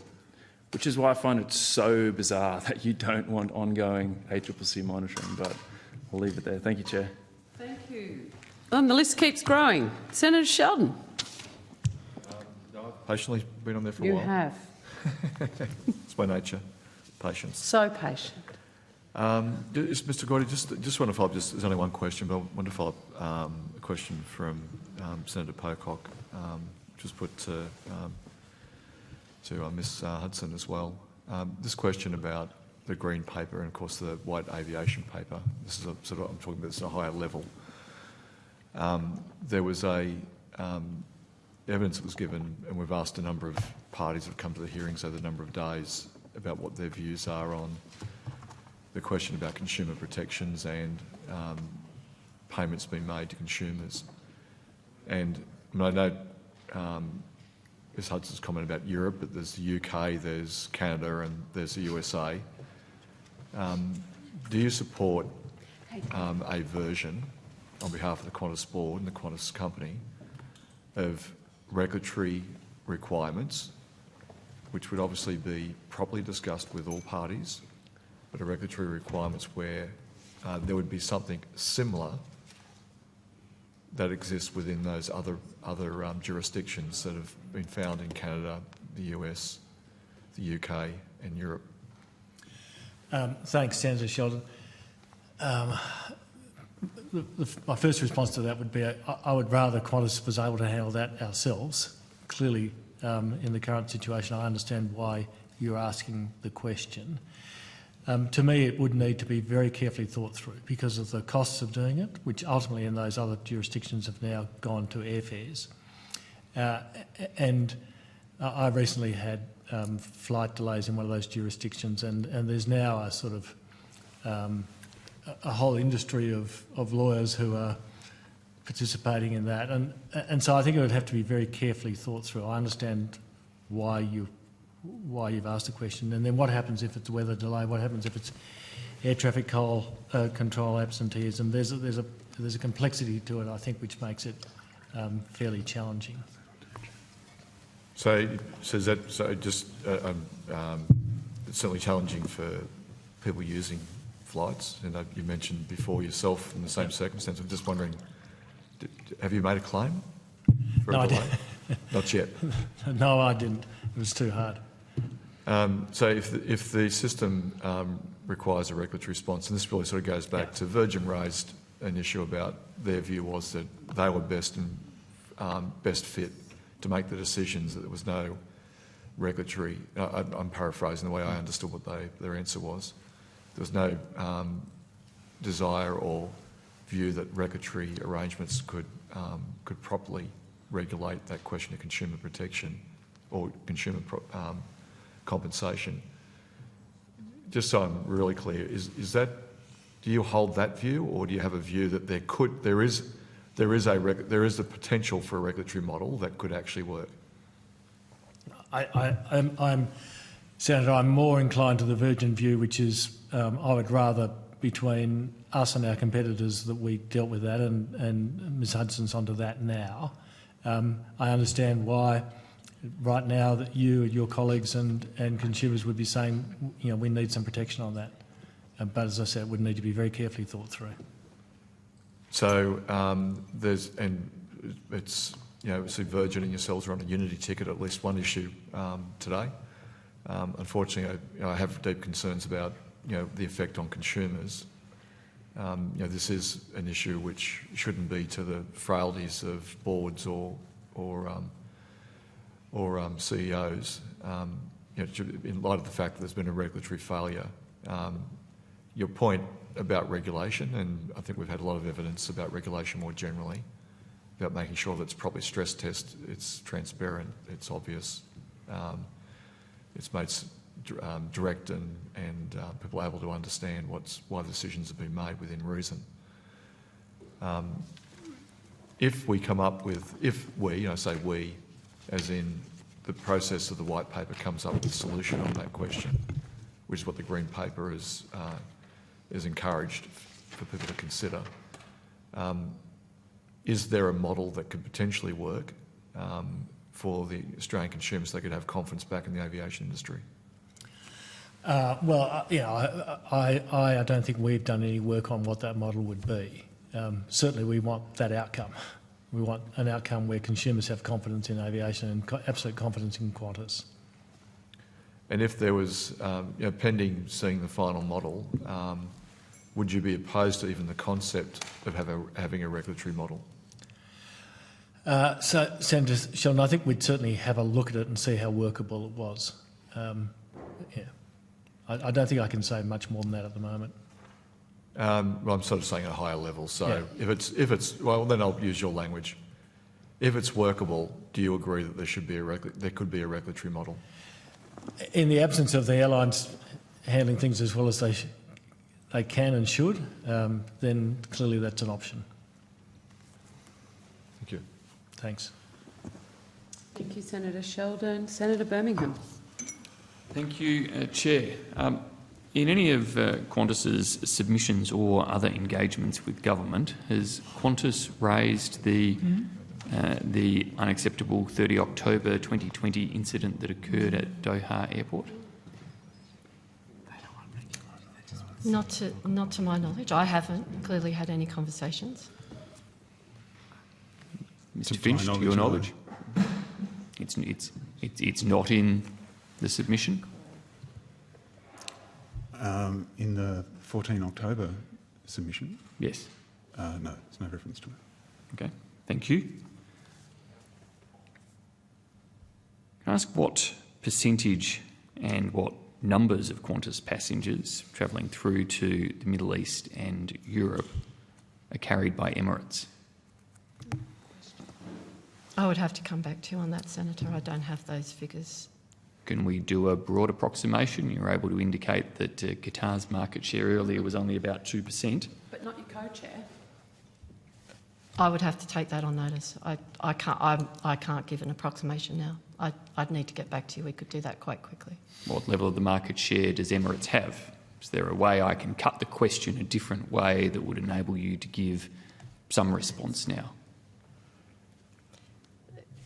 That is numbers that I do not have at the top of my head. I'm very sorry. I'm not trying to be objectionable, but I do not have those numbers. Could Mr. Finch email someone that would have the numbers?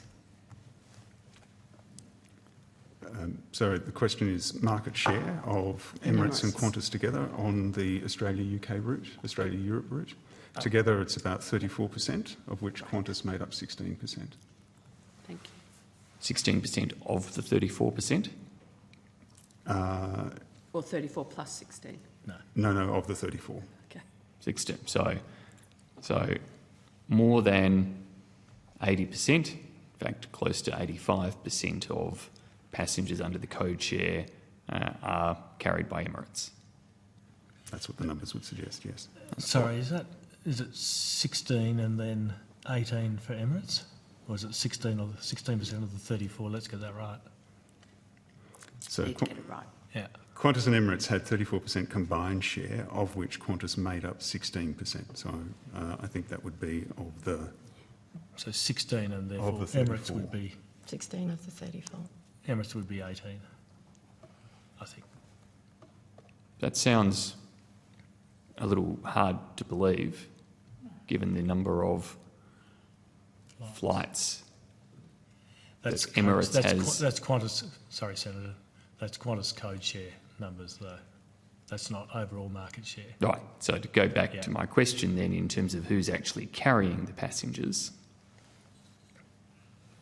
I'm not looking to attribute Qantas code share passengers sitting on an Emirates plane to Qantas.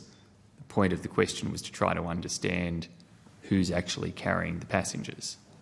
The proportion of passengers carried by Emirates versus that carried by Qantas. Carried on Qantas metal. Carried on Qantas metal on a plane with the flying kangaroo. Yeah. I think those numbers are just Emirates and Qantas.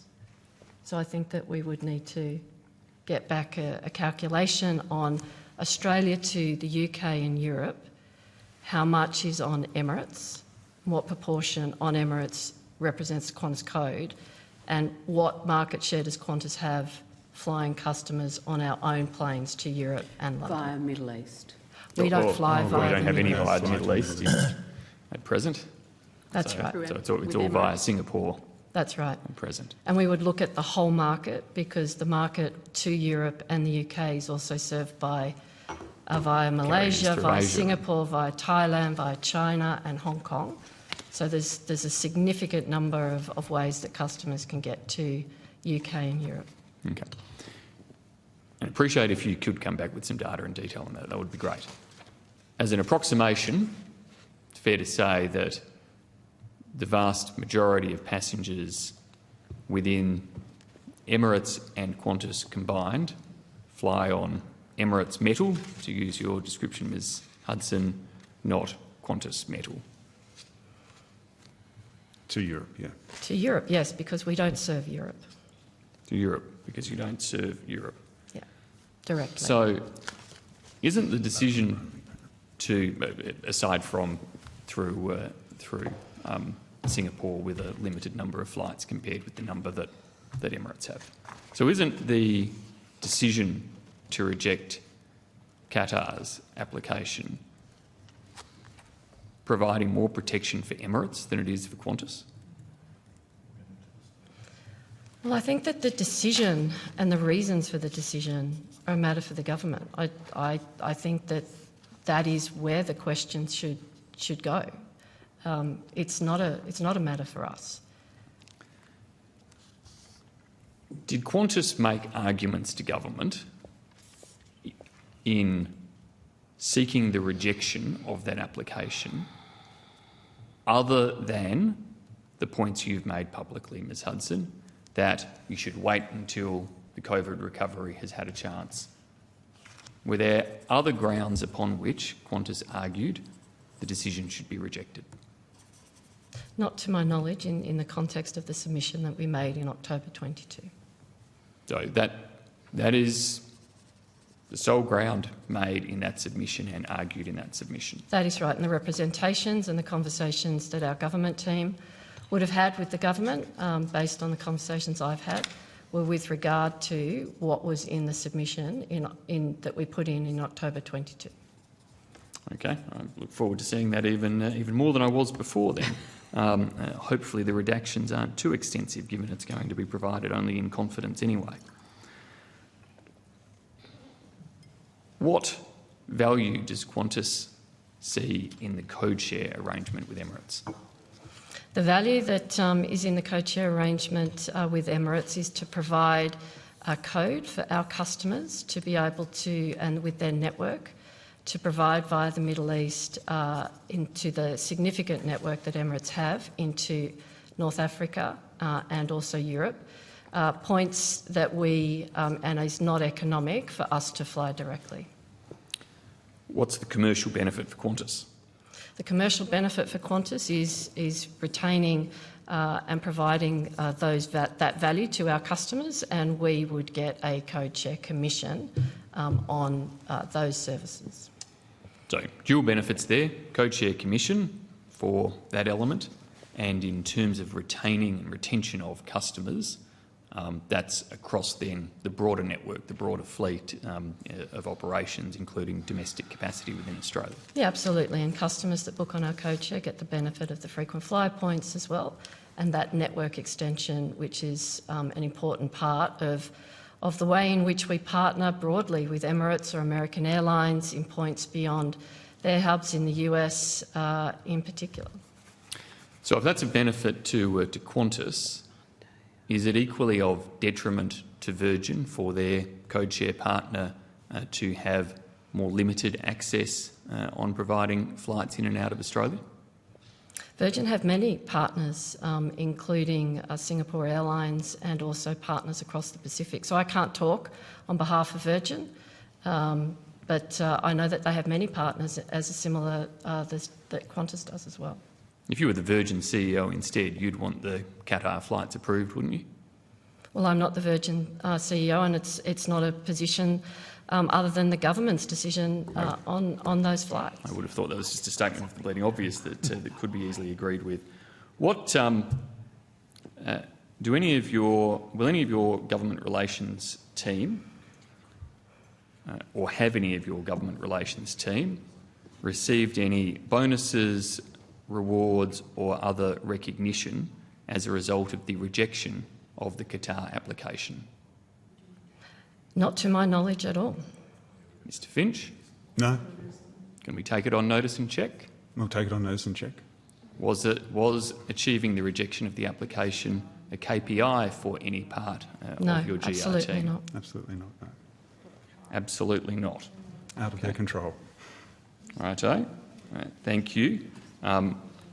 Were your team encouraged to work on securing the rejection?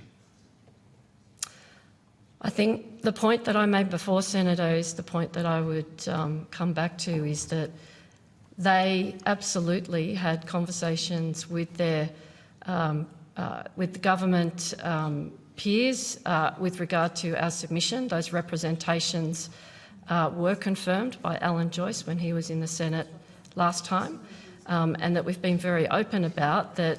A part of the ongoing conversations that we have with government are to represent the submissions that we have made. Why was it absolutely not a KPI of your government relations team? Because it's, as Andrew Fitch said, it's not an outcome that we could control.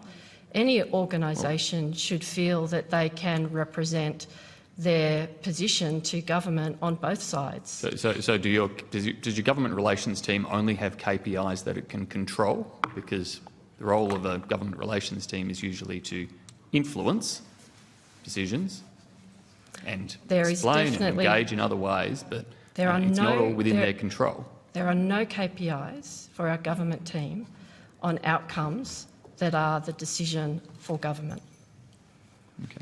Was Mr Goyder, was the board ever briefed or did the board ever discuss the Qatar application? Senator, I don't think the board was ever briefed on it, and it may have been in a business update subsequent to a decision, because we go through, as you can imagine, every board meeting an update on what's going on in the market. So there may have been a reference to it subsequently in a market update that decision had been made, but that is my supposition, not my recollection. And as chair, were you ever briefed or in meetings or discussions regarding it? No, it was never on the horizon. Thank you.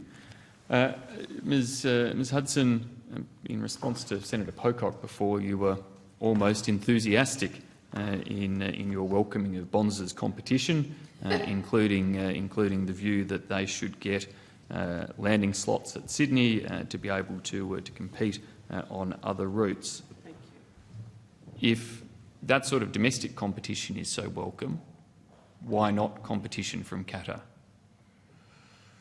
I would go back to the position that we had before, Senator, in terms of the submission that we made in October was based on the fact that the market was significantly distorted by the fact that COVID and the borders had not opened and capacity had not returned from the majority of airlines that have previously serviced this. And it is a matter for the government, and if the government were to review that again, and if we were to be asked for our position, we would provide that, and would provide that in confidence, which is the process that we have followed for many years on bilateral decisions that governments over many decades have reviewed. Is it Qantas's view that that process should remain a secretive one? Our view is absolutely, given that these are complex matters for government that involve different aspects of trade and also air services, that we think that it should remain confident, because ultimately it is a decision for the government. It is not a decision for Qantas. Should other stakeholders be given the right to participate in that process? That is a matter for the government, but I think that they would obviously be seeking stakeholders who they think is appropriate. That's not a matter for me to determine. We'll hopefully hear from the department tomorrow precisely who they sought submissions from. However, certainly from the evidence this committee's received to date, there's an awfully large range of tourism stakeholders, industry stakeholders, trade and exporting stakeholders, even airport stakeholders who don't appear to have been consulted. That is a matter for them, I agree, Senator. Okay. Thank you, Chair. Thank you. Senator Smith, you have the call. Thank you very much, Chair. Ms Hudson, what would have been Qantas's public reaction had the Qatar request been agreed to? Our public reaction would have been to accept the decision that the government had made. To have endorsed the decision? Well, our decision would be to accept that the government had made that decision. At any point, did you think that the government would accept the Qatar application? Senator, I can't answer that question because I was not involved in any of the conversation with the government at that time. The government thought they were going to. What advice was sent up to the group management team or group management executive in regards to expectation, likelihood of the Qatar decision being agreed to? I can't recall the specifics of any conversation, but the conversations that I am sure that would have occurred would have been with regard to the content and the subject of the submission that we made in October and that I have described to the committee this evening.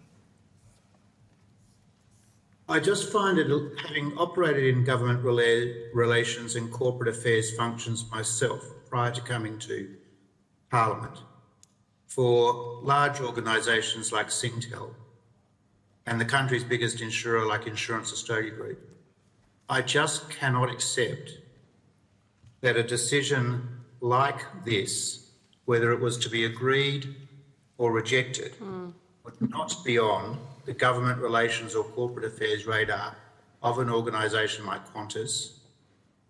And I just find it very, very difficult to believe it wasn't part of the core issues that a government relations team would be focused on or seeking intelligence about. Well, at the time, if we reflect in October 22, the business was still recovering from the impacts of COVID. And the subject of our position in the October 22 submission would have been a part of a conversation that had occurred amongst the government affairs and also, I would think, the CEO at the time. I was the CFO. I cannot recall decisions. We were focused very much on getting our operation back. There was a lot of disruption, which has been very much on the public record, and the management team was very focused on making sure that the business delivered the operational outcomes for our customers and also to support our people through that. Sorry, Senator Smith, we didn't deny that our government affairs team had the decision on the radar. The department approached us for a submission and we made the submission and they followed up with it. But as Ms Hudson said, the discussions may have been had with the former CEO, but I also don't recall discussions at the executive committee about it. Forgive me. So in the period following the submission being lodged, it wasn't a matter of discussion? It wasn't on anyone's radar? No, because, I mean, my understanding of these processes is that this is a common practice of air services reviews and has done many times over years. And so, therefore, our response in being asked to put in a submission, we would put in a submission, and that would be a part of the conversations that our government affairs would have had with government departments representing that position. But that is absolutely a common practice for our government team that is not isolated to this decision, because air services agreements are reviewed all the time. Mr Finch, in your earlier evidence, you mentioned that a log was not kept of government relations engagement with government. Did I understand that correctly? I think it may have that been... was my comment, and my understanding is that the conversations that occur between our government department and the government covers a range of things, not specific to anyone at any point in time, and covers conversations about industrial relations, covers conversations about sustainable aviation fuel, and submissions that we make. And we think there's no record. And there's no internal record kept of a conversation you might have with Senator Smith, who happens to be the Assistant Shadow Minister for Competition. You don't record the issues that I raise. You don't record the points of view that you put to me. There's no internal reporting of that. There's no requirement for the government relations team to report that up the line. I find that if that is the Qantas operating style, then I think there's a very valuable lesson in that for other Australian corporates. As Senator McKenzie said, given your success on certain regulatory matters, I just find that unbelievable, but I'm happy to accept your evidence. But Ms Hudson, perhaps you might just like to revisit that. Thank you, Senator. I will. Because I would have thought it would be good corporate affairs practice when making a request to speak to a parliamentarian or a minister or their chief of staff, particularly given that we know that aviation issues have been sensitive. There were 12 airline monitoring reports. Thank you, Senator. I will do that. Thank you very much. Did Qantas, at any time following its awareness of the decision to reject the Qatar application, provide talking points to government senators or members, or Minister King's office, or the Office of the Treasurer, or the Office of the Competition Minister? That is not something that I'm aware of, Senator. But Mr Finch should be able to take that on notice? I can take that on notice, yes. Chair, it's 6:30. The last flight to Sydney leaves in about 35 minutes. We've been here since 3 o'clock. I guess you're delayed, Mr Finch, at the discretion of the committee. I'm beg your pardon? At the discretion of our committee. So we've still got questions and we will be pursuing them until we're finished. Senator Smith, you have the call. Thank you very much. The Senate has asked for the order of production of documents to be provided to it in regards to correspondence, emails, etc., on the ACCC monitoring regime. And I just want to be clear again, Mr Finch, that in your evidence you suggest that Qantas had only provided to the Department of Infrastructure its attitude or view in regards to the extension of the ACCC monitoring regime. I did say that, Senator, but I've subsequently been informed that the ACCC did ask us for our views and we did provide that. What date did they ask for your views? I don't have that information. I'll take that on notice. And was your view conveyed in a submission to the ACCC or by email? Oh, sorry. Was your attitude in the form of the contents of an email, or was it in the form of a written submission? No, my understanding is it was a telephone conversation with the ACCC. And you'll be able to take the details of the time and the date and with which ACCC official? I will endeavour to do so on notice. And your government relations team didn't think it necessary or didn't take any further steps to speak to the Minister for Competition or the Treasurer's Office about the ACCC monitoring regime? My understanding is that the discussion was had with the Department of Infrastructure. And the ACCC? And the ACCC, sorry, on the government side, the Department of Infrastructure and the ACCC. And if there's any further evidence in regards to Qantas's contact with government in the broadest sense of the word, I would appreciate you keeping us advised about that. Thank you. Thank you, Chair. Michelle. Thank you, Senator Smith.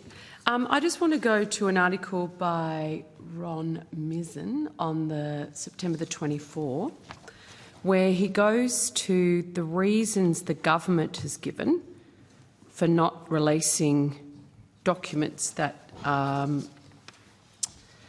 been sought under freedom of information, is that it could cause Qantas embarrassment, ridicule or public criticism.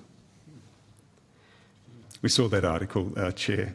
None of those are criteria under the Freedom of Information Act, and none of those were the basis upon which we made representations on confidentiality. Thank you. I'm glad you've cleared that up, Mr Finch, because I was going to go to exactly that point, that under Freedom of Information legislation there's a raft of reasons you can provide, but causing embarrassment, ridicule or public criticism of a local carrier isn't one of them.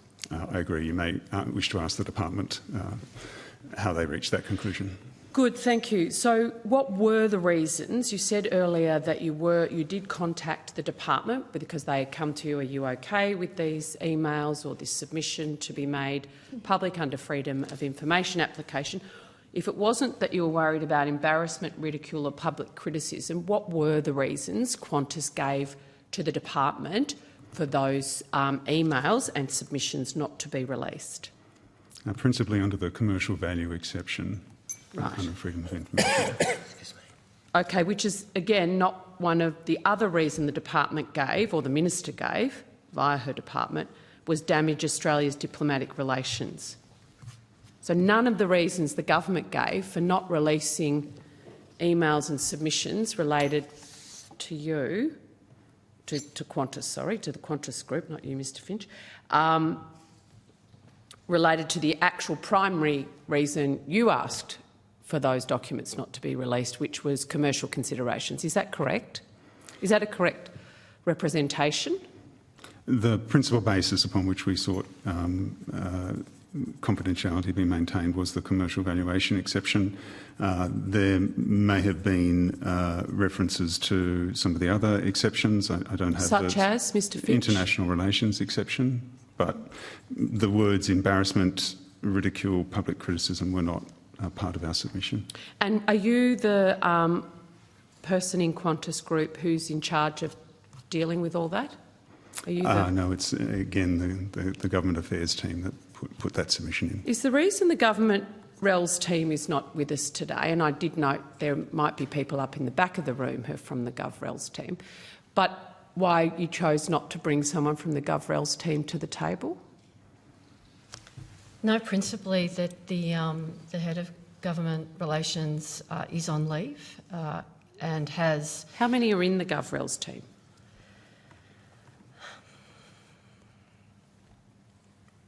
Six? Six or seven? 6 or 7. 6 or 7? And none of them can fill Mr McGuinness's shoes while he's on holidays? Well, the matters based on that we thought that was going to be discussed today was sufficient to be covered by myself, Mr Finch and the chairman. Well, the issues we've been concerned about is the cosy relationship, professionally and politically, between Qantas Group and this government, and has been evidenced by other senators, not just this government, a whole lot of previous governments. It's business as usual for Qantas Group. So if it's not your GovRels team that's in charge of that relationship, if it's not Mr Goyder, as his evidence today says he hasn't been in contact with ministers about this issue, it's not you, Ms Hudson, as the new CEO, you haven't been in contact with ministers with relation to this issue.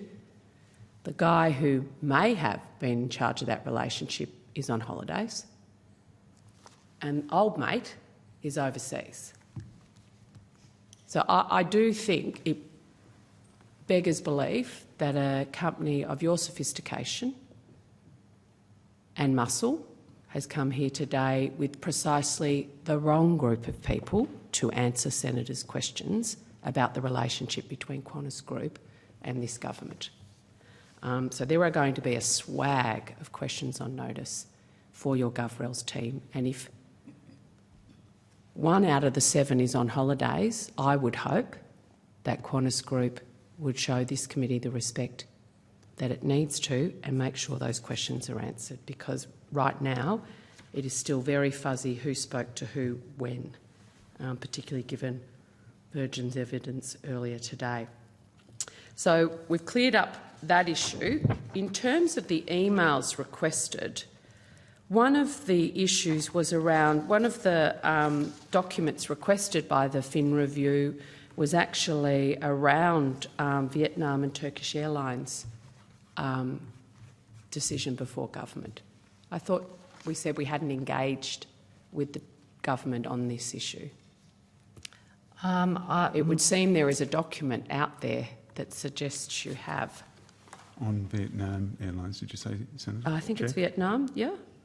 I'm not aware of any engagement with Vietnam. The Vietnam and, Turkey and Vietnam bilats. So there's a third email between Qantas Group and the department on the Turkish and Vietnam bilats that's subject to FOI. Have you been contacted about that, Mr Finch? Has Qantas Group been in contact with the department about that FOI request? I don't know, Senator. I'll have to take that on notice. Okay, and I'd also like to know the answer, because we don't want another story that you're worried about being embarrassed by the department's reason. I mean, after the last few weeks, that's hardly what you need to be worried about. Now that all my frequent flyer people are dealt with, I think I'm done. Any more further questions? Nothing for now. Senator Smith? I'm confident there will be a swag of questions on notice. You've taken a lot on notice today. I hope that Qantas Group will make their written submission quite quickly. I think you want to repair reputation. This is a good opportunity to do it. Thank you. Thank you. Fly well. Hope it lands on times in your bags with you. Thank you, Senator. Thank you, Committee.